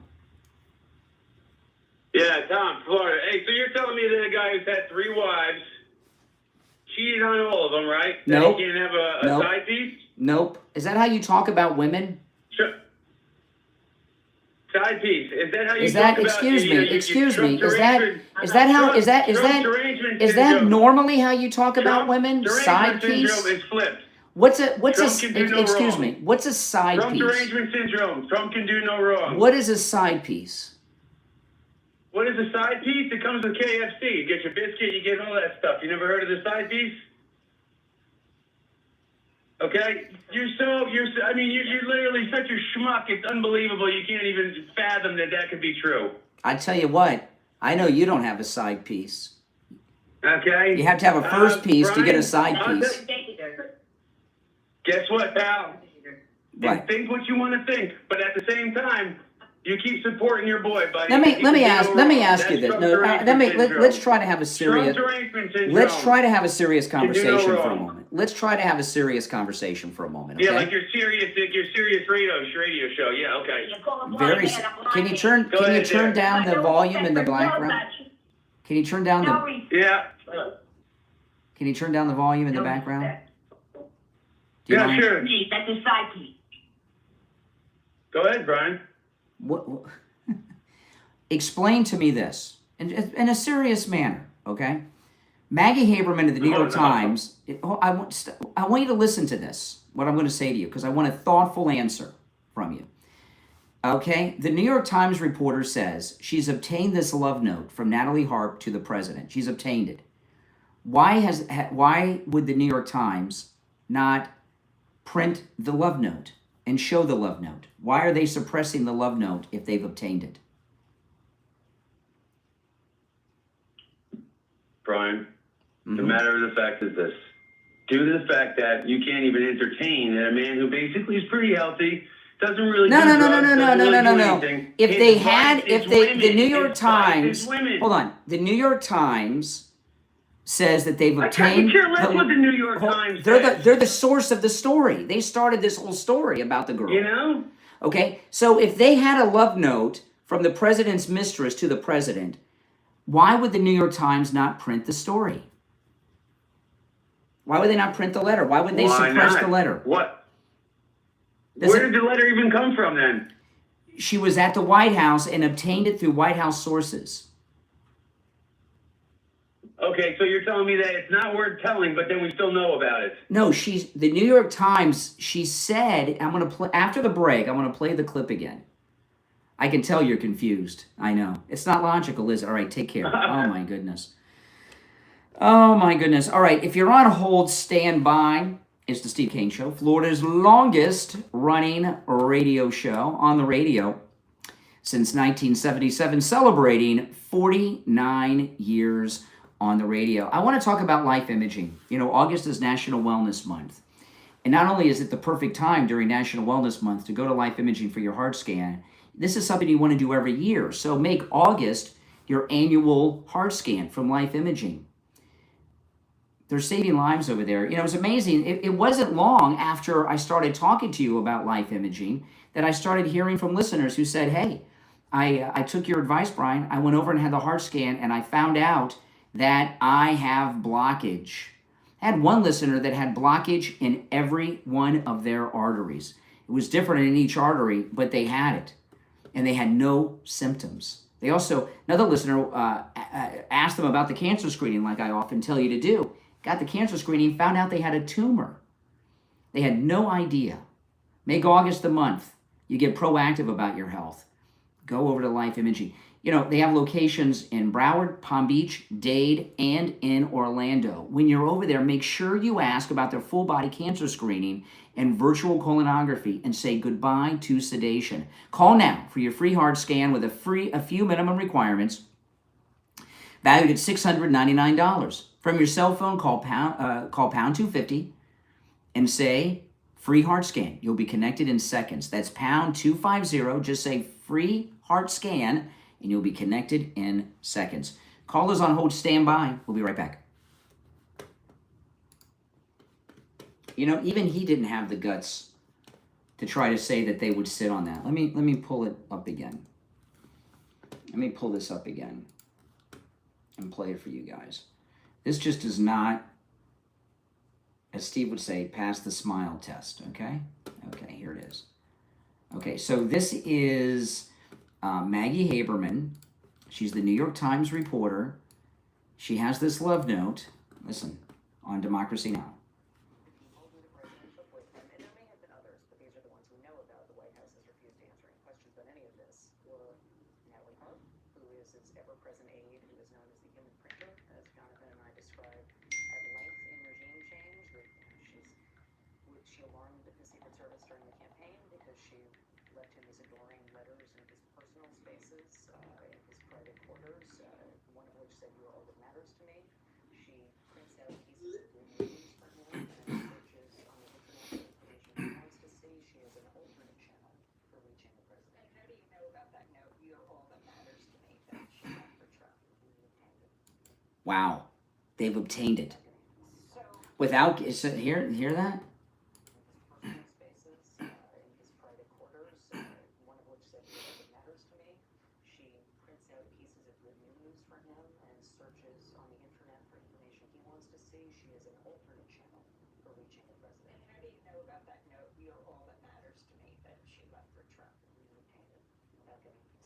Without getting into more detail. She's a Pulitzer Prize winning journalist. Did she get the Pulitzer for the Russia story? Hold on, we got about, if you're on hold, stand by. We've got about 90 seconds. Let me see here. What did she get the,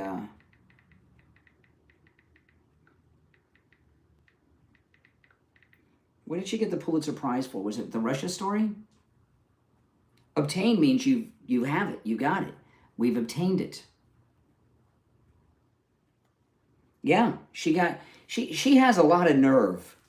Yeah, she got it for the Russia story. Oh my goodness. Oh my goodness. That's just over a minute till we'll be back.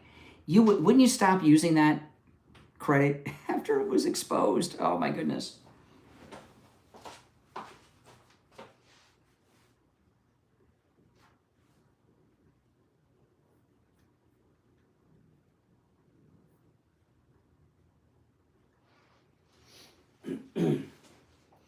One minute, we'll be back. Oh my goodness. Yeah. It says White House reporter, Pulitzer Prize winning journalist for the Russia. That's not what, oh my goodness. That's one you don't want them to mention. If you're on hold, stand by. We'll be back in 30 seconds. I'll take some calls and we'll have to get back to this. Oh my goodness.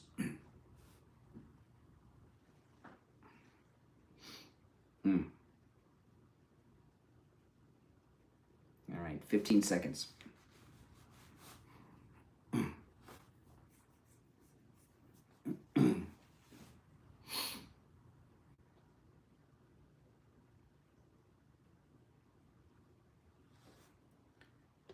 You're on the air. What's your name? Where are you calling from?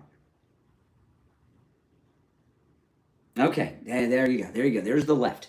I just came across something with this. Let me play this for those of you in the audience. This is what I was talking to the caller before the break about.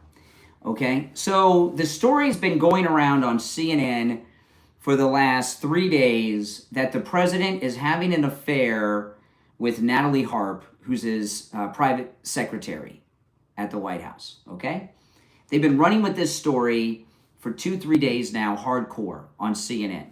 This is new, and it was broken by Maggie Haberman at the New York Times. She gave this interview on the Democracy Now! Podcast. Listen.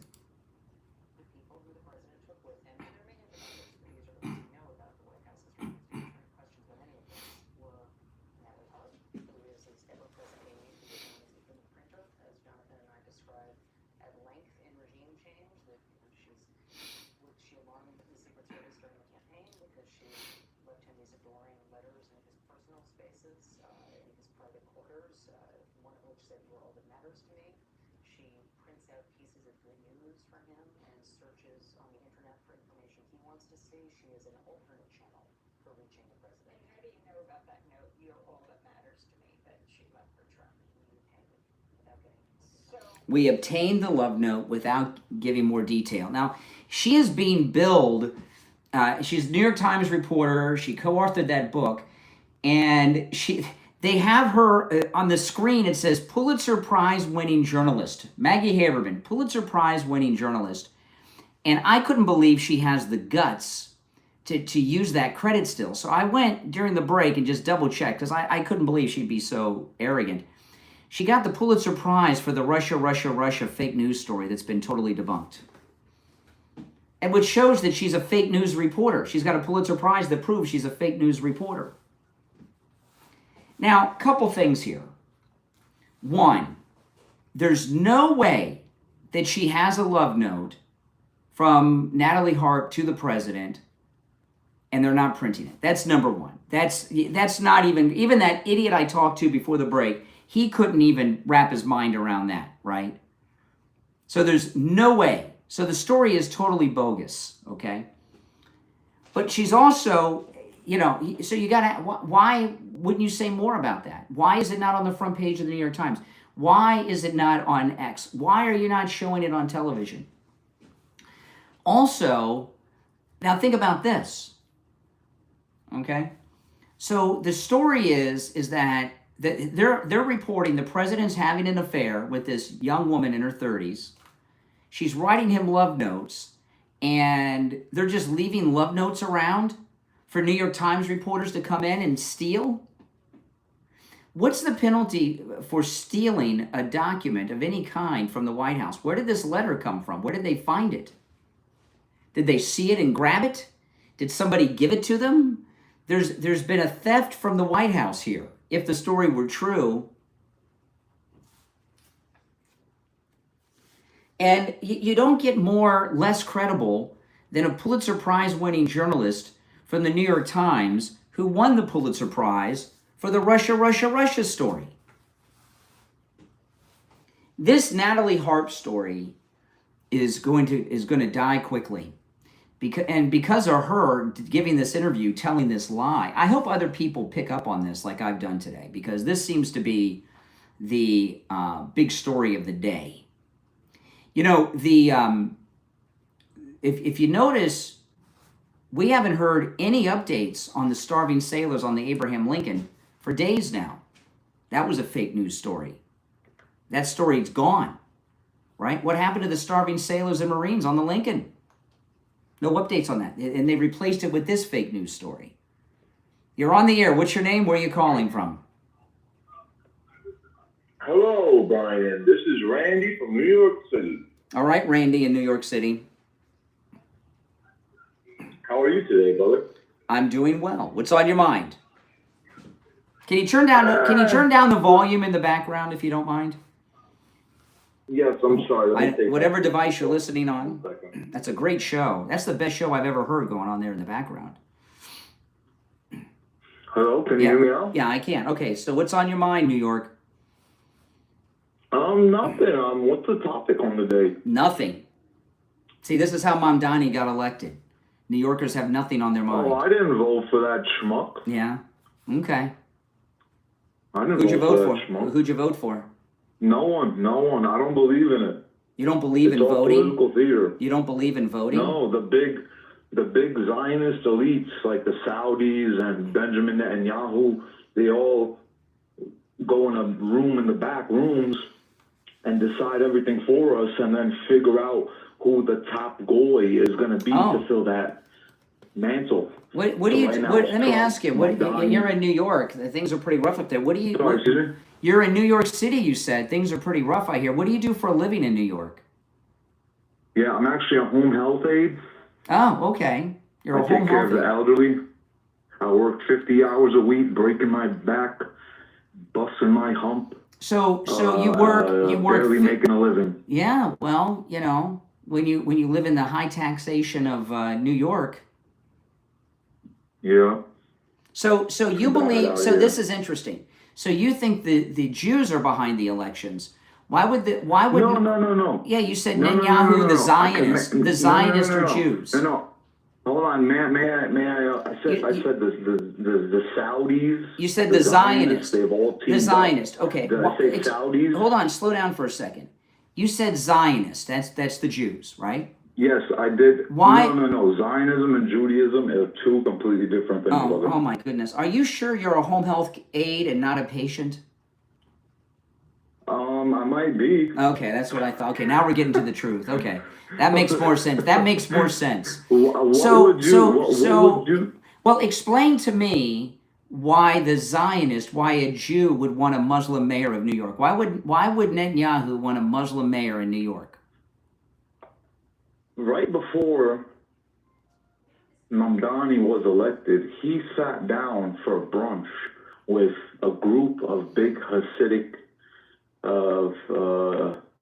people and basically kissed the ring between their cheeks. So why would Netanyahu want a Muslim man to be the mayor of New York City? So he can instill fear in the population. Oh, I saying, see. Oh no! Are you afraid? It's a Muslim mayor. Are you afraid? No, of course not. Not any more than I was before. Okay. All right. New York is a very dangerous place. I know there's people like you walking around it. There's people like you walking around it. Mental patients. Why would you say something like that? Well, you're a bigot. You're a bigot. Well, you're a nice bigot and anti-Semite. How so? Because you're a top boy? You want your I'm a top what? What did you call me? Because I'm You heard me. What did you call me? A top what? Goy. What is that? What are you calling me? I don't know. What is it? Goyim. A goyim. I'm not calling I'm a top. you a goyim. I'm a asking top you. goy. What would that make me? What is a top goy? That would make you a Mamdani or a Trump. A tool for the Zios and Saudis. I'm a tool for the Jews and the Saudis. So in your mind, No. You keep saying Jews. Why do you keep saying Jews? Because you say Zionist. You keep putting words in my You mouth. say I'm not. Zionist. I am not going to put Correct. anything So in your mouth. Zionist. I'm not going to put anything in your mouth. Are you kidding? Thanks. I wouldn't let you, or else I'd bite it off. Okay. All right. Oh boy. See, I told you. See, we found out something. He's not a home health aide. He's a patient who has a home health aide visit, probably to tighten the straps around his arms and ankles. Oh my goodness. Yeah, no, these are real people that call the show. I know it's scary to think about it that way, but these are real people. All right, 2 hours down, 1 to go. It's the Steve Kane Show, Florida's longest running radio show on the radio since 1977. Call us on hold, stand by. Our number is 888-465-2631. We'll be back right after our top of the hour break. Don't go anywhere. Oh my goodness, that was pretty brutal, friends. Pretty brutal. Man, oh man.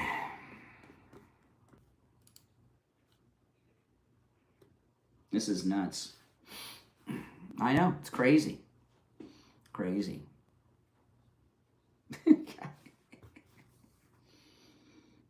Yeah, no, we've had some winners today. No question about it. We've had some winners. If you're on hold, stand by. Oh, man.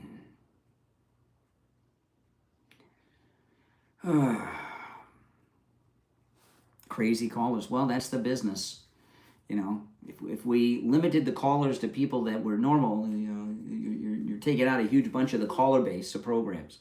You wouldn't hear from any liberals. You know, Michael Savage says liberalism's a mental disorder, right? You hear it all the time.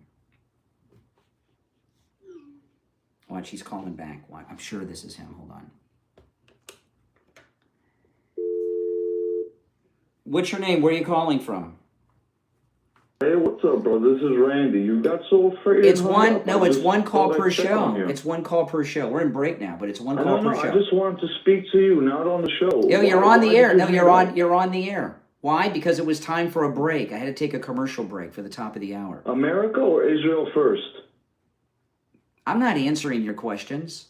I know you won't, you goy. You top goy. Very good goy. Good goy. When is your aide coming over to give you your meds? You're here, good goy.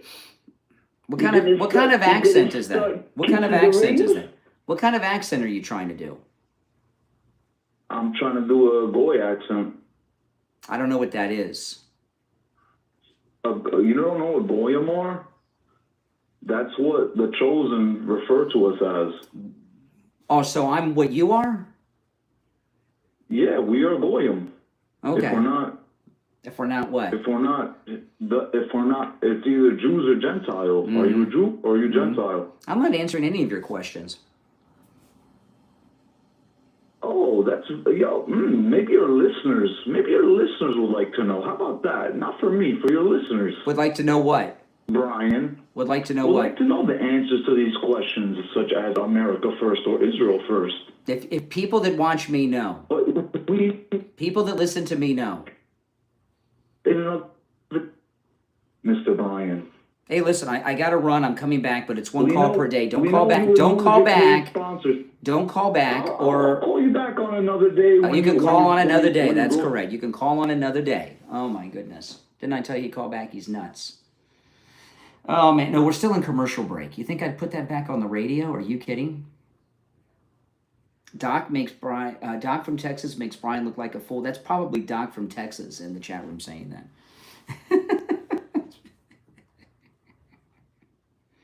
All right, we'll be back in about a minute, guys.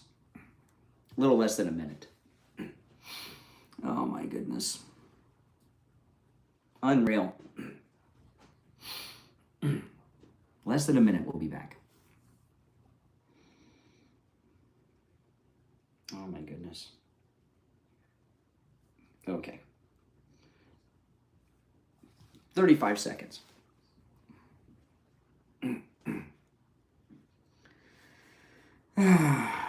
Welcome, everyone. If you're new, subscribe, and everyone, please like the video. If you've not already done it, please like the video. When you like the video, it gets the video recommended to people that have not yet found the channel. So please like the video.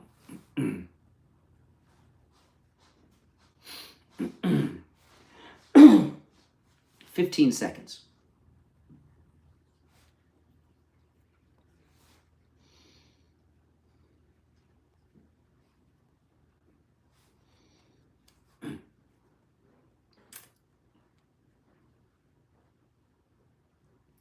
All right, the 8 o'clock hour has begun. I'm Brian Craig. You're listening to Florida's longest running radio show, the Steve Kane Show.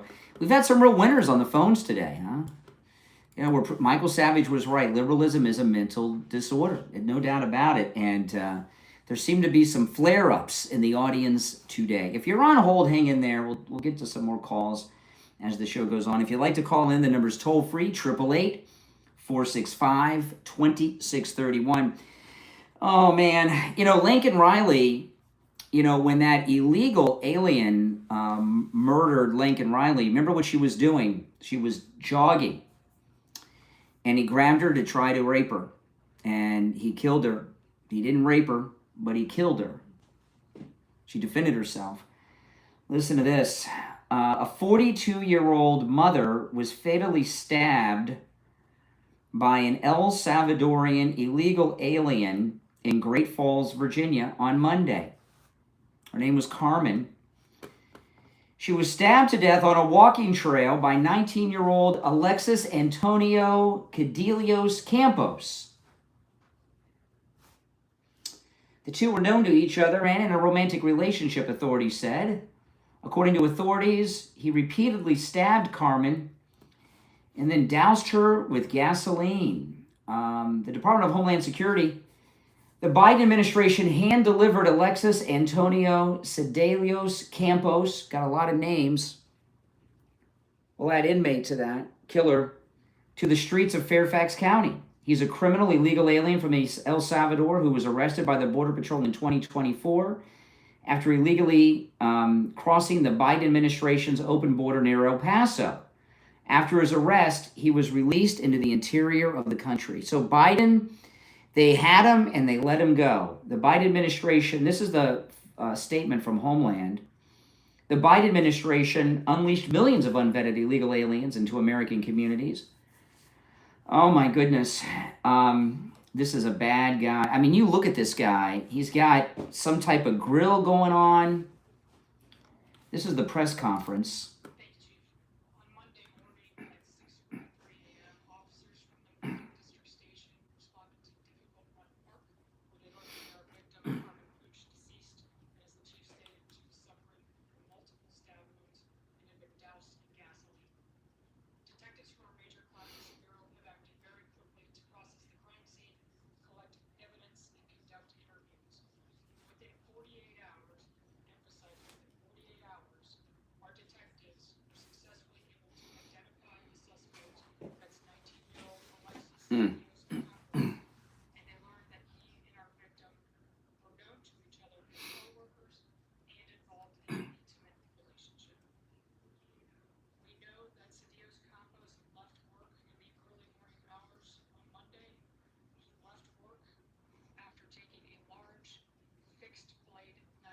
Ugh.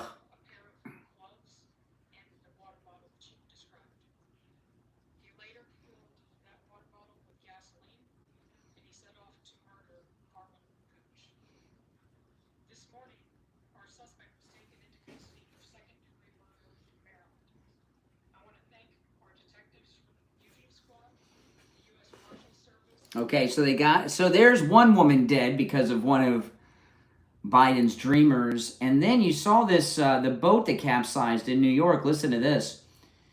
The captain of a boat that capsized in New York Harbor, killing a mother and her baby, is an illegal immigrant. Yeah, that's right. Manuel Hernandez was in the United States illegally when the 21-foot boat overturned near Liberty Island on August 8th, according to the Department of Homeland Security. Sarah Sanchez and her 5-month-old daughter died, and he was in the country illegally. I tell you, you got to wonder how many people are dead because of illegals in this country. I don't know if we've ever seen a number. I mean, we see the stories like this from time to time, but I don't think I've ever seen, I don't know if it's possible to even put such a number together. But I'll tell you, I'd like to see it. I'd like to know how many people in this country would be alive today if they didn't have the open border. Now, yesterday was one of the greatest primary election days I think we've ever had in a midterm in the United States. It really was. And here in Florida, it was just, Florida is filled with energy right now because of this. It's amazing what's happened. And Ashley Moody, there's some new polls already out. Listen to this. Trump just endorsed Senator Ashley Moody. And now the odds have her at a 91% chance of winning the Senate from this lunatic, Nixon, the Democrat socialist who won. This is Ashley Moody talking about Nixon after her victory.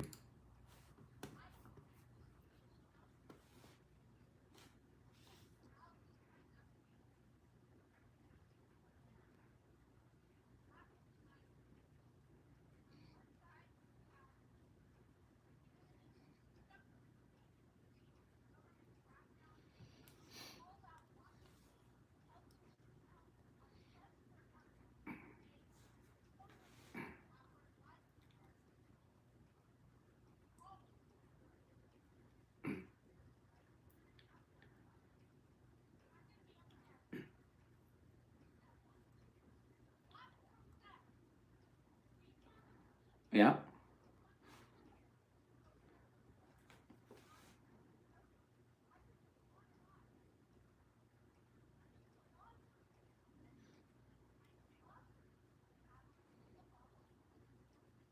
Oh yeah, that's a great one.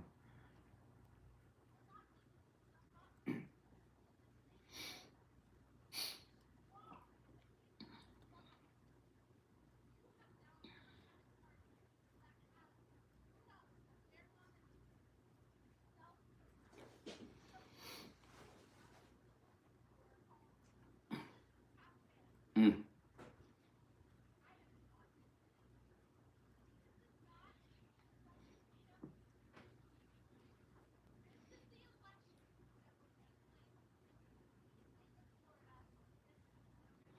You know what, Ashley Moody, this is really an amazing thing with Ashley Moody because, you know, she was appointed by DeSantis to finish out Marco Rubio's term.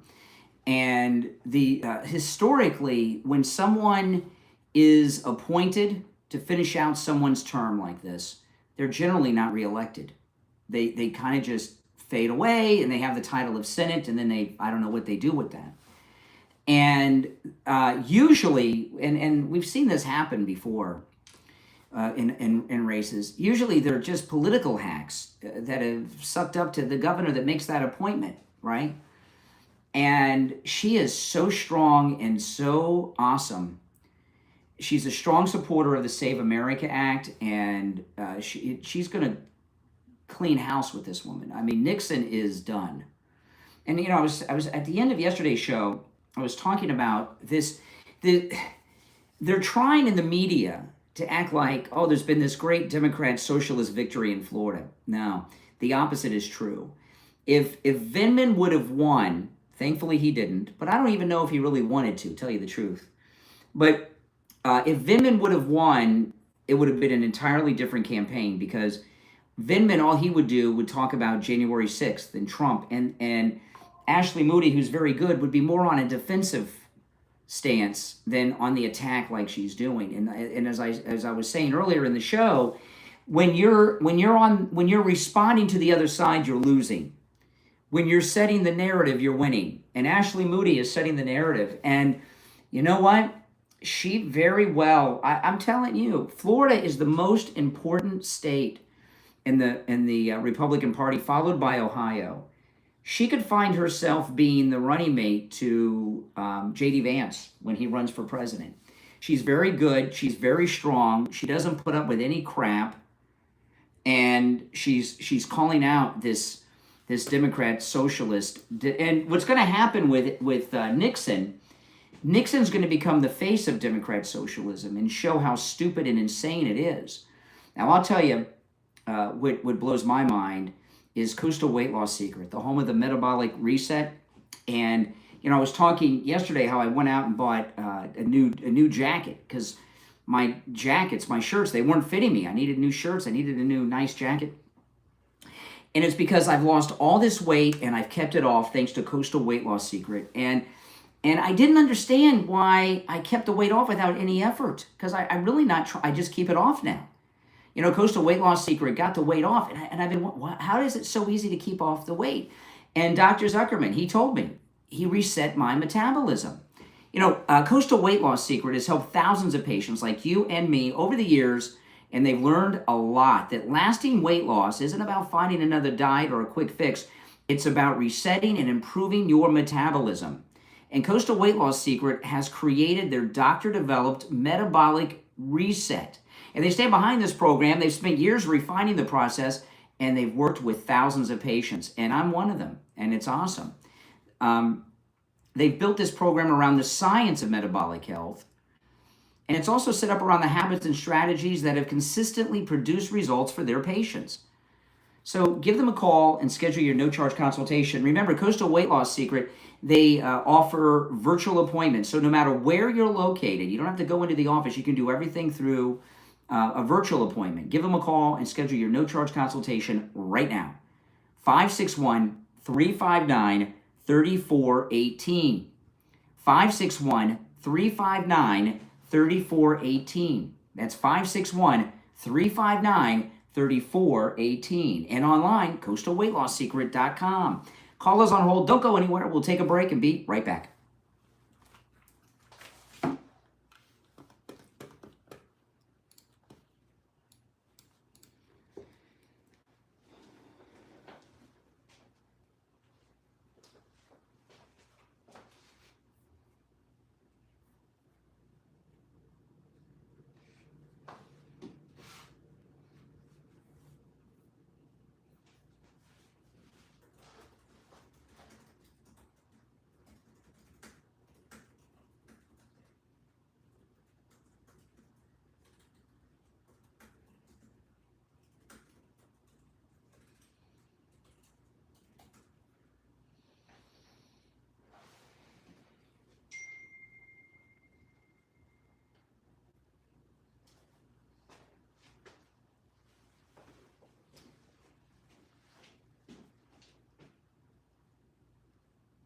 Catholicism to us.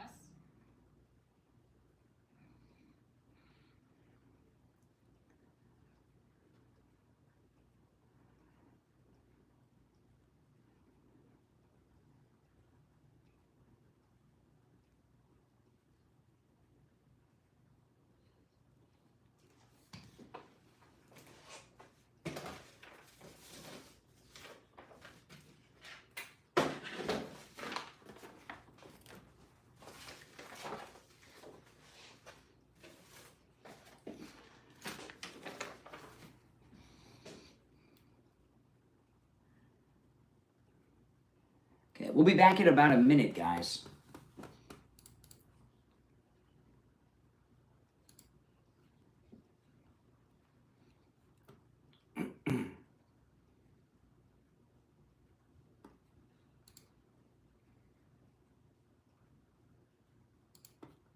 Local environmental.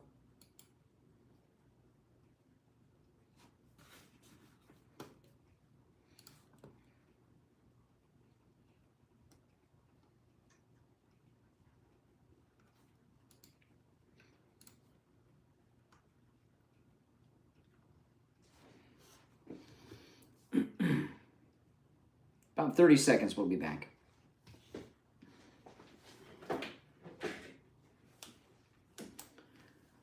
If you want to call in, the toll-free number is pinned in the live chat.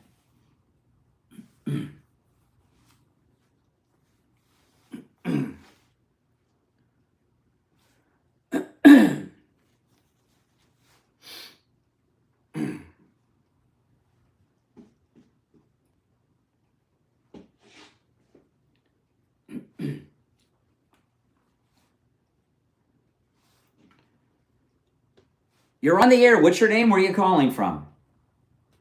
Hello, Brian. This is Jeffrey from New York. How are you doing? All right, New York. What's going on over there in your part of the woods? Can you drop the fake accent? Talk normal. Just say what's on your mind. Don't try to walk me down some garden path or be funny. I'm busy here. What? I don't have time for nonsense. So you wear a Make America Great Again hat, but you refuse to say America first? Shame on Are you the nutcase that called me Shame earlier? on you.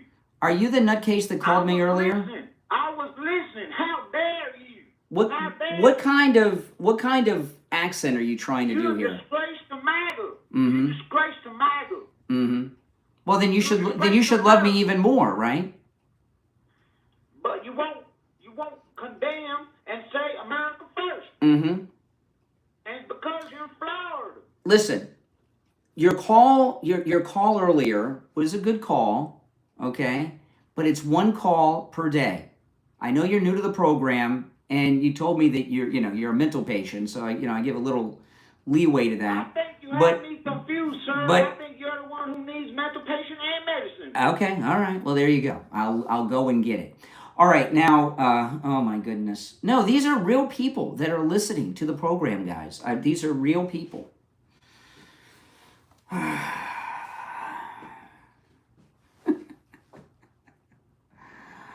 Oh my! I know it's crazy, but no, they're real people.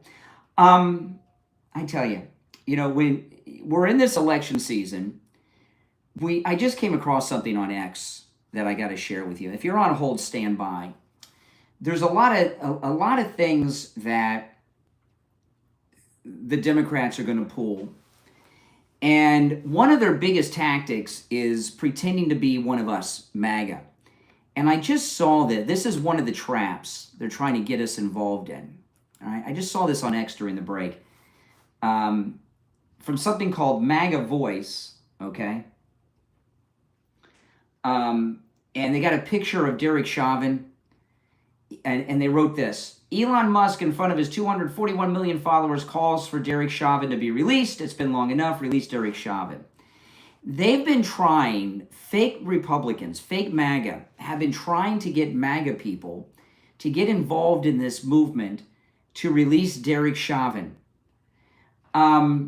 That's a trap, okay? And it's one of, everything they do is trying to get some false narrative going. So they're trying to get a narrative going that MAGA wants Derek Chauvin released from prison.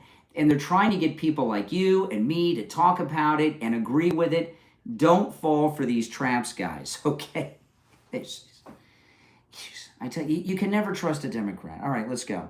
You're on the air. What's your name? Where are you calling from? Good morning, Brian. It's JJ from Mass. Hey, JJ. Hey, I was going to say this Natalie Harp story, this note thing is, it's so unbelievably fake. They're 100% fake. I mean, the media, the left, these guys, they show us who they are every day. And they're going after this hardworking young lady who's doing a fantastic job for Trump. Her story is phenomenal. But listen, to me, they're just, they're miserable, immoral lives. They can't, they've got to bring people down to make themselves feel better, to like dodge the responsibility of all the things that they know they've done wrong, but they just can't admit it. Well, with Maggie Haberman, Maggie Haberman claiming to have this love note from Natalie Harp to the president that she has obtained. They've obtained it. Oh yeah. Why would she take the lie to that level when they have imprinted the letter? Yeah, they're listen, they'll come up with a napkin again that somebody, listen, Charlie Manson wrote notes. Okay, people write, crazy people write. That was a long notes. time ago. People don't write notes too much anymore. Well, exactly, but I'm just saying, crazy people do crazy things.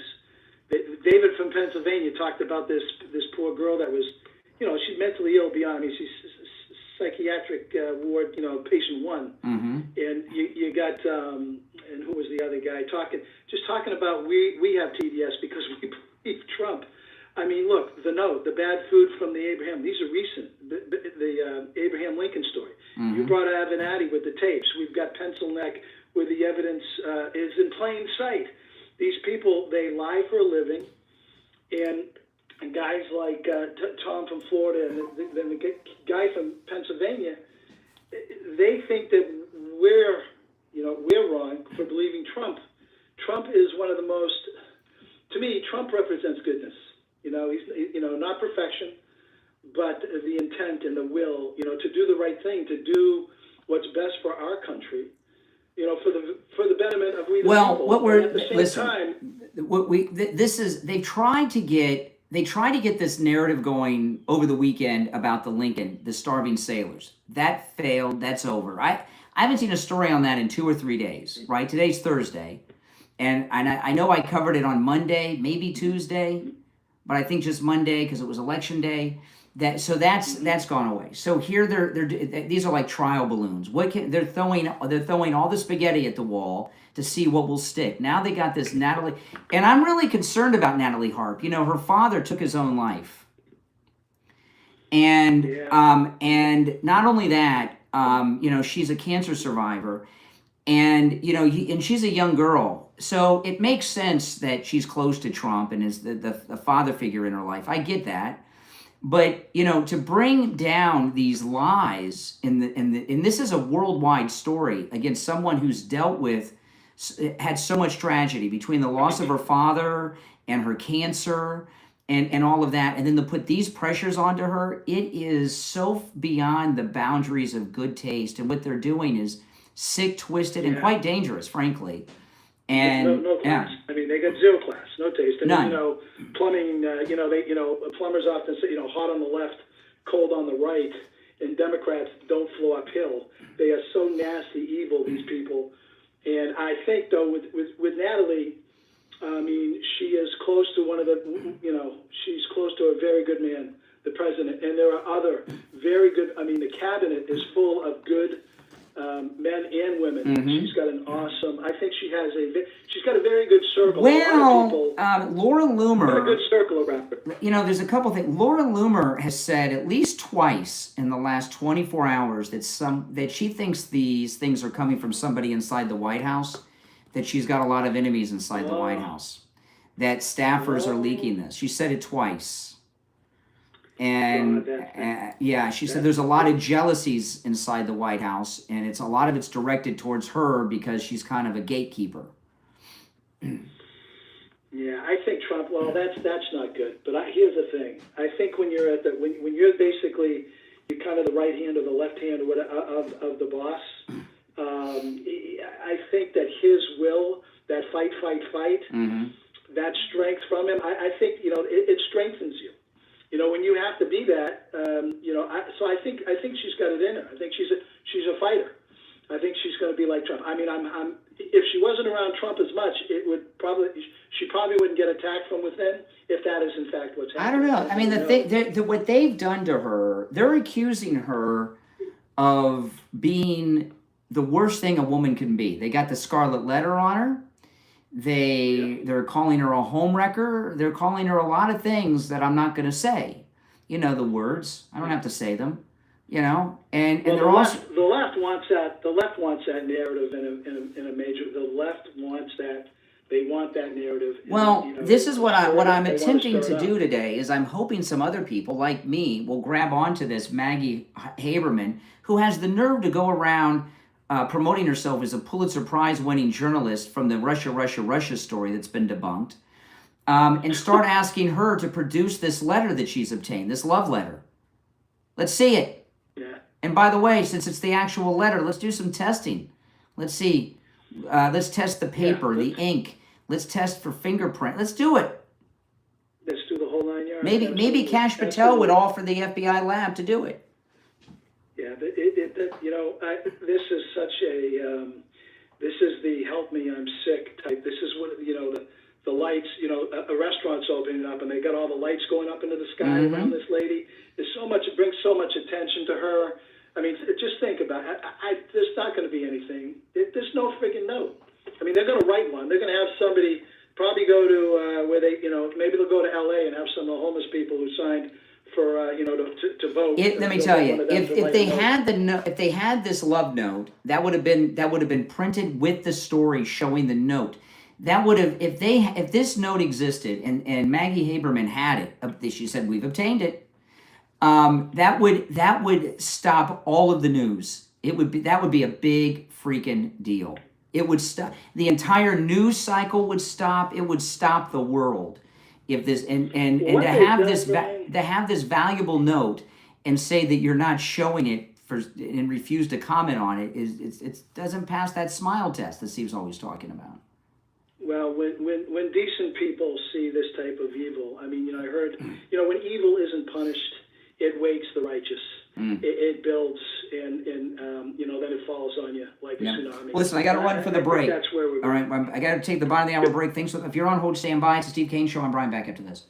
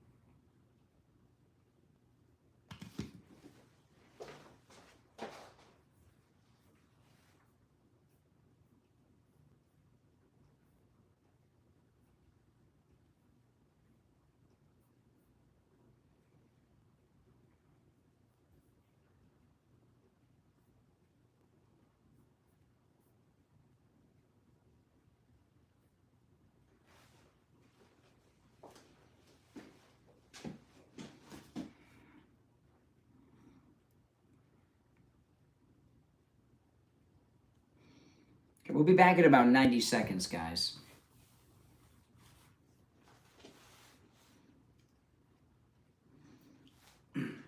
Hang in there. The show has flown by.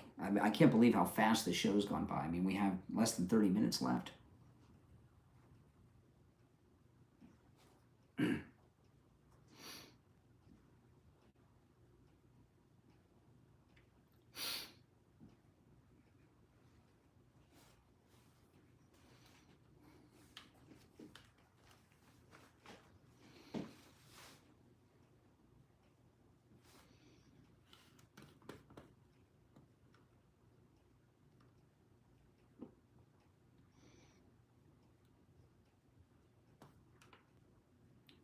Less than a minute, we'll be back.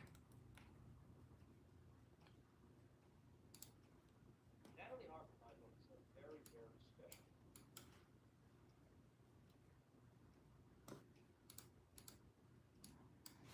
very special. About 30 seconds, guys.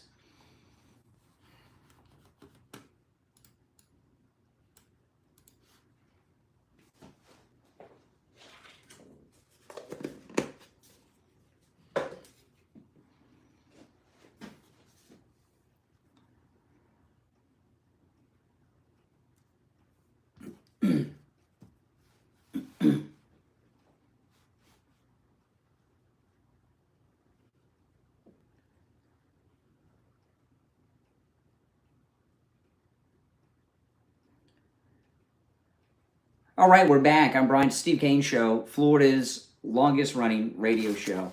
You know, everyone, this doesn't happen too often, but every once in a while, you know, there's a story that I just feel compelled to focus on. And this one here is one of them, this Natalie Harp story. And I'll tell you why, you know, you look at everything President Trump has gone through for the country. He's literally taken a bullet for the country, right? You see everything that he's been through and what they put him through, and they still do this garbage, right? And this story that he's having an affair, you know, a lot of times you'll say, well, you don't know, how can we know? And what happens from time to time, when these people are lying and they do interview after interview and they lie and lie, they got to give a little something extra to make the interview a little more interesting. And these pathological liars add things, they make up facts, and then they expose themselves. So all of these lies going on about Natalie Harp and President Trump is 1,000% debunked by the New York Times reporter herself when she says she's obtained the note. There's just no question about it. You know, people don't even write notes or letters anymore. When is the last time you wrote a note to someone? When's the last time you wrote a letter? Probably when you were a child. And so far as, you know, when lovers write, they do it through text and things, I guess, these days, right? But this is actually on a piece of paper. She said they've obtained it. That letter is or note is the most valuable piece of paper that we've seen in years. It's literally worth millions of dollars. It is, because it would be that hot of a story. Because it's proof that there's an affair going on. And they're suppressing it. It was like Senator Kelly the other day. If you remember, Senator Kelly, he said, I played this on Monday's show. One of his constituents is a grandmother whose son is on the Lincoln. He's starving. He's lost 25 or 30 pounds. He said, I've seen the photo. She showed him the before and after photos. But you mean to tell me that he didn't get a screenshot of that and show it to CNN for the interview? It's because it's not true. You're on the air. What's your name? Where are you calling from? Hey, good morning. This is Dave from Martin County. Hey, Dave. I just wanted to talk about Natalie, the personal assistant. I think this is another smear campaign. They're picking out circumstantial evidence to try and make it look like there's an affair. The Pulitzer Prize winner, the so-called journalist, she may have a note stating that, oh, you're all I care about. But that doesn't mean anything. She's just a loyalist. Well, no, she doesn't have a note. She would release the note, right? I believe you're right. But there may be one note or something that she stated to Donald Trump. If Steve Kane told Brian Craig, oh, I don't feel well, and Brian Craig said, take the rest of the week off, and Steve Kane turned around and said, no, you're all I care about, Brian. Does that mean you're having an affair with Steve? Absolutely not. It's well, no, that'd be a ridiculous. weird thing. That sounds gay. That sounds gay. You're all I care about. Yeah, and the Abe Lincoln story is also another trap set by the propaganda press. I believe the propaganda press is looking right at this story, this Natalie story, and all they're trying to do is see the reaction of the White House and then say, oh, it's true. The same thing with the Abe Lincoln story.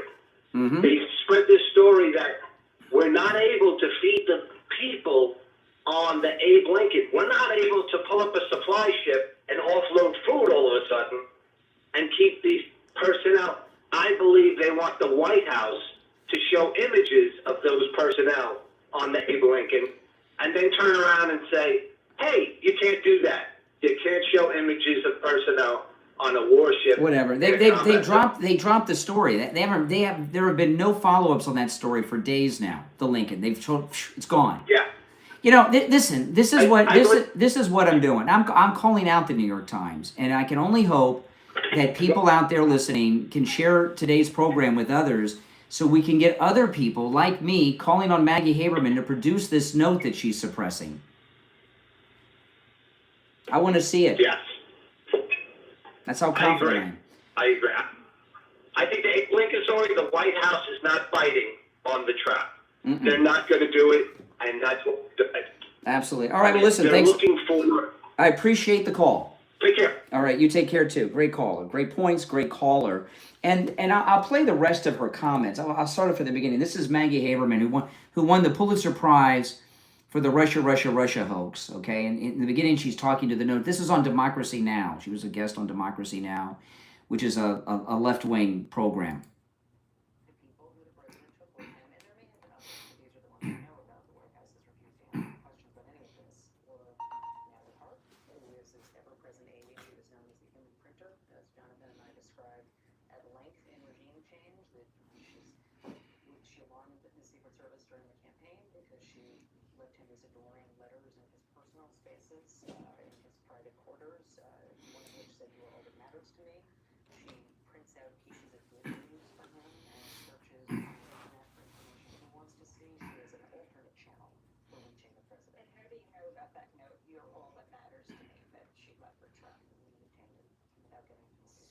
We've obtained it without getting into more detail. But they won't show you the note and won't tell you how they got it. Give me a break. Let's see what else she has to say.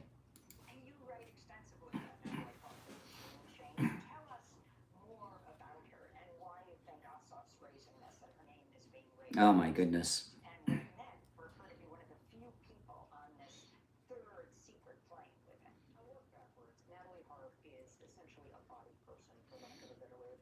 Yeah, now this thing, a body person. This is every president. This is a job. Every president has a body man. A body man. And they call them that. In this instance, it's a pretty girl, but they all have them. A personal assistant, a valet, a secretary. They all have them. And she just said it.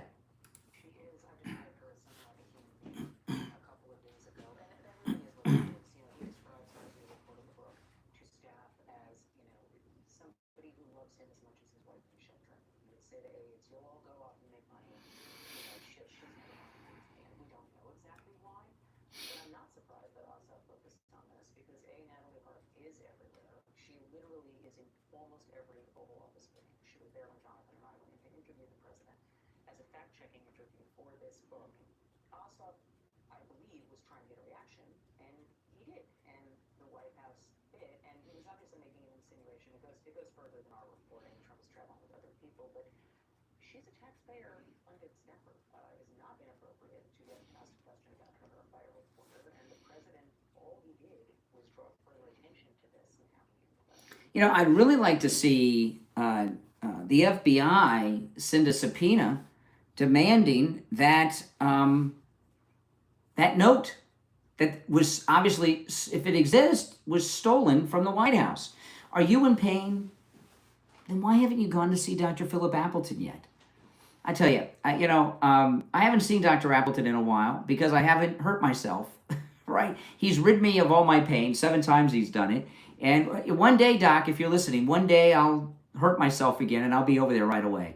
You know, if you're in pain, you do want to go see Dr. Appleton. The consultation's free. Appointments are not necessary. Walk-ins are welcome, even on Saturdays. And let him tell you how the robotic laser wave pain treatment can rid you of pain, like he's done with me 7 times and so many people in this listening audience. It's absolutely amazing. As you grow older, you don't heal as fast. You know, you take a bump, you walk into the wall, you're doing some work, you're out playing some games, or tennis, paddleball, pickleball, golf, and the next day you're hurting. That's not a part of growing older. You don't have to live in pain. And with the robotic laser wave pain treatment, there's no shots, no pills, no surgery, no shots. 100% painless. You don't even feel the treatment when it's happening, and there's no downtime. And it works on every pain I've ever heard of. Call Dr. Appleton and say bye-bye to your pain too. 954-973-0710.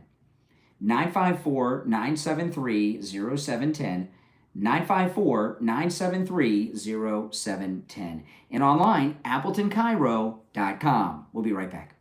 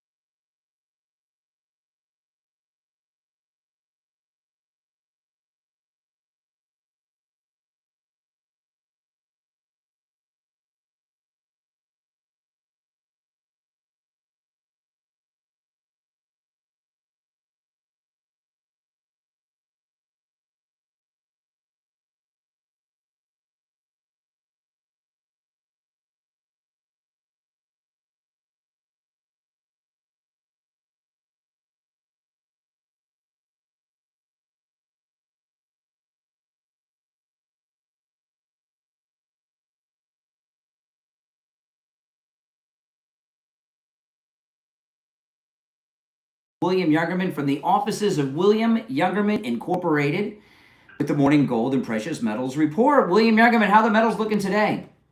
Metals looking great after yesterday's huge rally. A little bit of a pullback today on profit taking, but one of the largest rallies we've seen for gold and maybe in history. yesterday after trading in a range of $4,324 all the way up to $4,525. Gold closed near the highs at $4,521.90. That was up $188.50 the ounce. That on news that the Fed was actually selling or creating more debt by buying 30-year bonds to try to push the interest rates lower and creating more early term debt. By doing so, and the markets responded rather wildly upon that news. Gold running up dramatically after that, which is really detrimental to the dollar. The dollar falling quickly. And as people around the world are starting to say, hey, maybe we don't want this 30-year debt of America at these interest rates. And so they're trying to support the bonds, but that usually doesn't work very long. Anyways, that being said, silver gained $3.68 at $66.89. Platinum was up $106 at $1,816.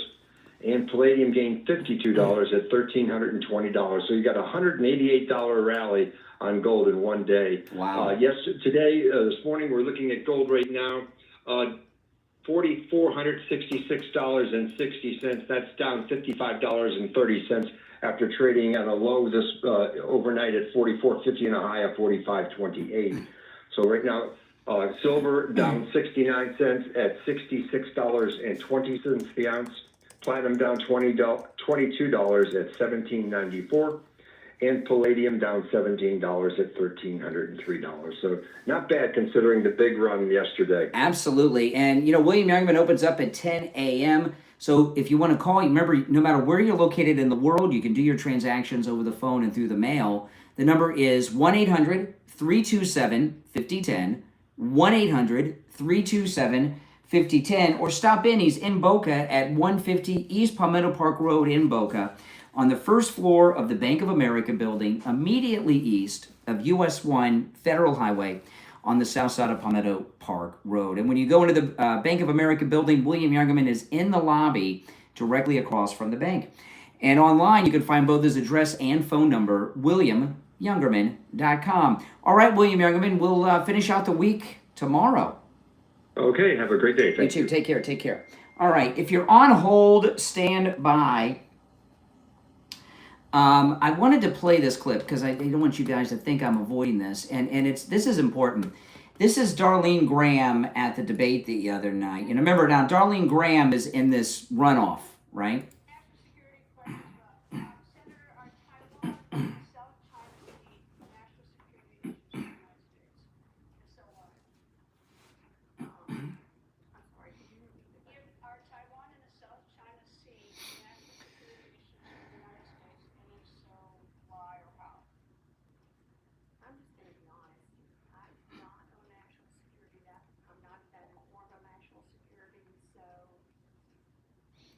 Now, by the way, I want to respond to what happened here with her, and I'm not going to say it's a good thing that she said this, but I'll explain. Those boos in the audience, okay?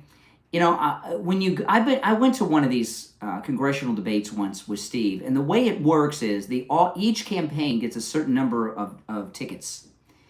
And what happens is the people that are there for each candidate boo on cue for the opponent and clap on cue. So make no mind about the boos. The boos are from her opponent's people that he gave the tickets to.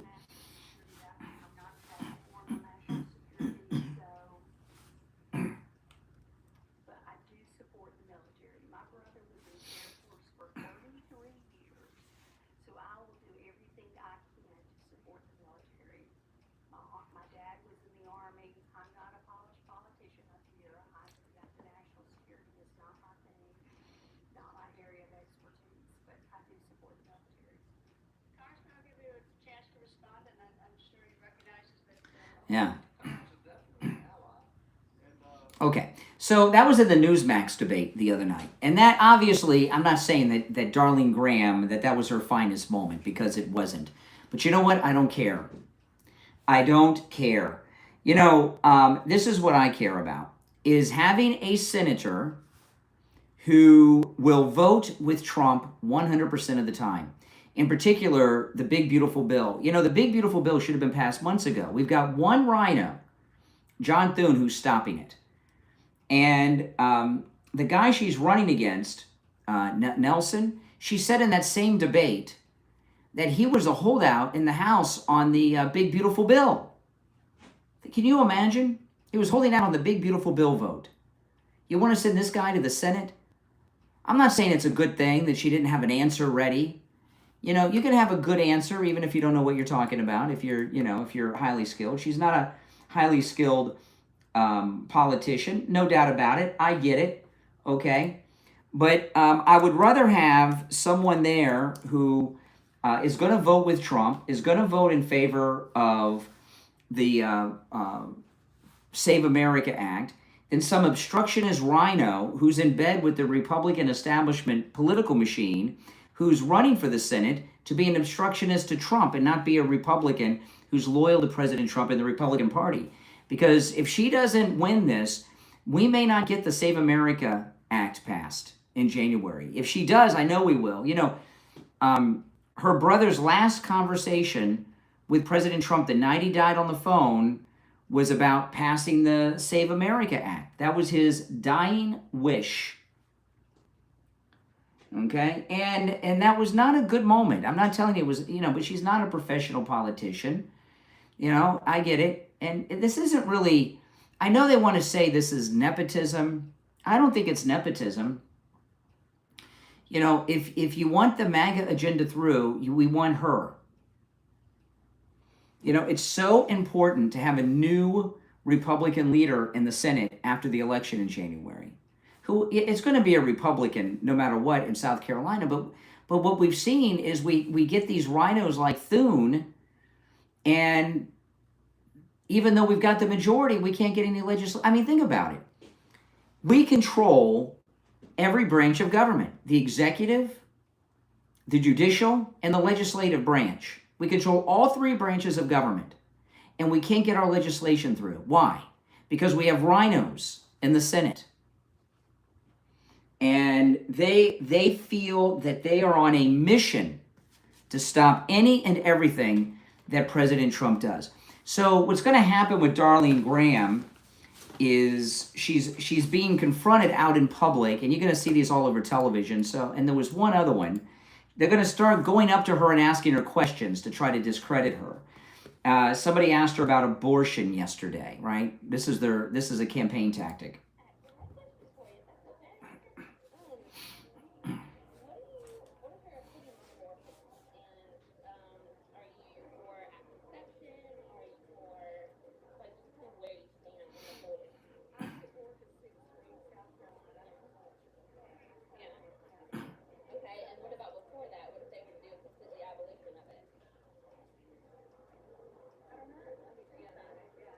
Okay, so now they're trying to say she's pro-choice, and what their whole tactic is going to be, see, these are rhinos going after her, right? Rhinos are going after her, not liberals, right, are going after Darlene Graham. And yeah, she's not a skilled politician, and usually when somebody gets to that level, they're highly skilled and everything, and she's not, and, you know, and this is what we're going to have, and, you know, whatever. But we need her vote, and her vote is in favor of whatever Trump wants passed, and that's what we need. All right, let's go.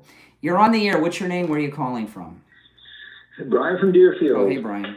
Hi, Brian. How are you today? All right, hold on a second, Joe. I got to tell everyone about Sloman Central Air Conditioning. You know, listen, if you have an air conditioning that's running all day, you shouldn't do that. You need a new air conditioning, okay? If you have rooms in your house that are hot all day, no matter how much your AC is running, you need a new AC. And Sloman Central Air Conditioning has a deal that's so incredible, there's no excuse. This is the best deal I've ever seen on an air conditioning in Florida. Listen to this.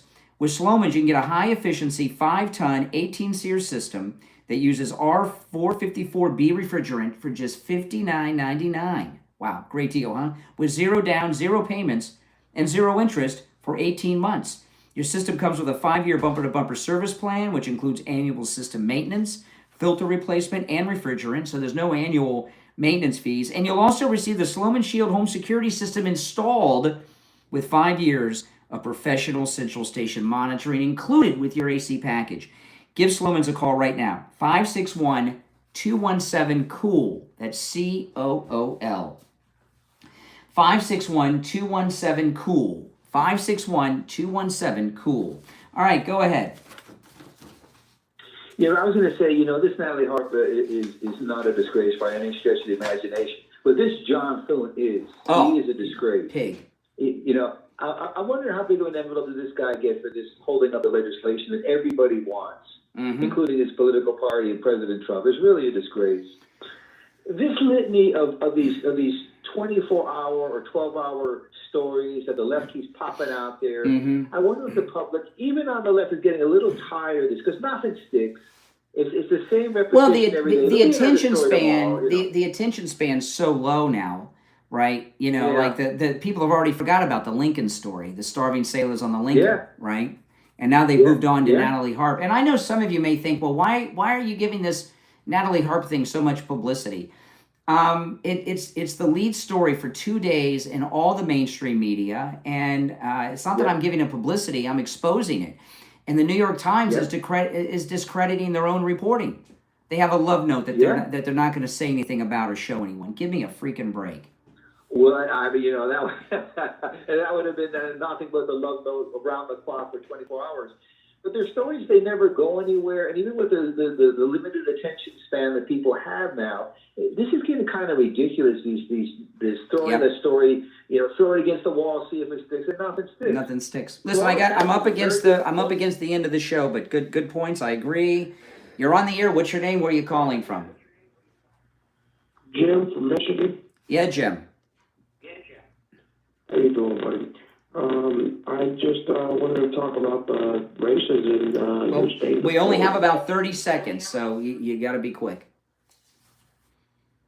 Oh, well, I'll just call back then. It'll be tomorrow because the show's going to be over. Say what you got to say. Oh my God. Turn down. How do you feel about the races? We want. I feel very good. Byron Donalds is awesome. We did very well in Florida. Trump appointed races lost.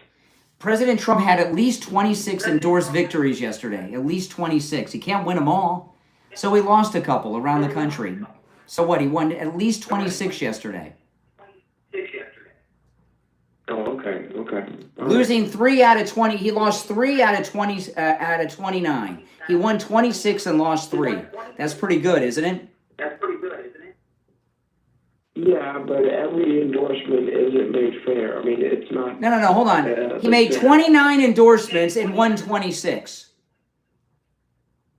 Right. That's good, right? All right, enough. Oh, my goodness. He must be smoking some of that Colorado weed. That's not the answer he was expecting. That's what happens when you get your news and information from MS Now. All right, tomorrow is Friday. That means Open MAGA Mike Friday, open phones. I'm Brian, Steve Kane Show. See you tomorrow, 6 a.m. Oh, my goodness.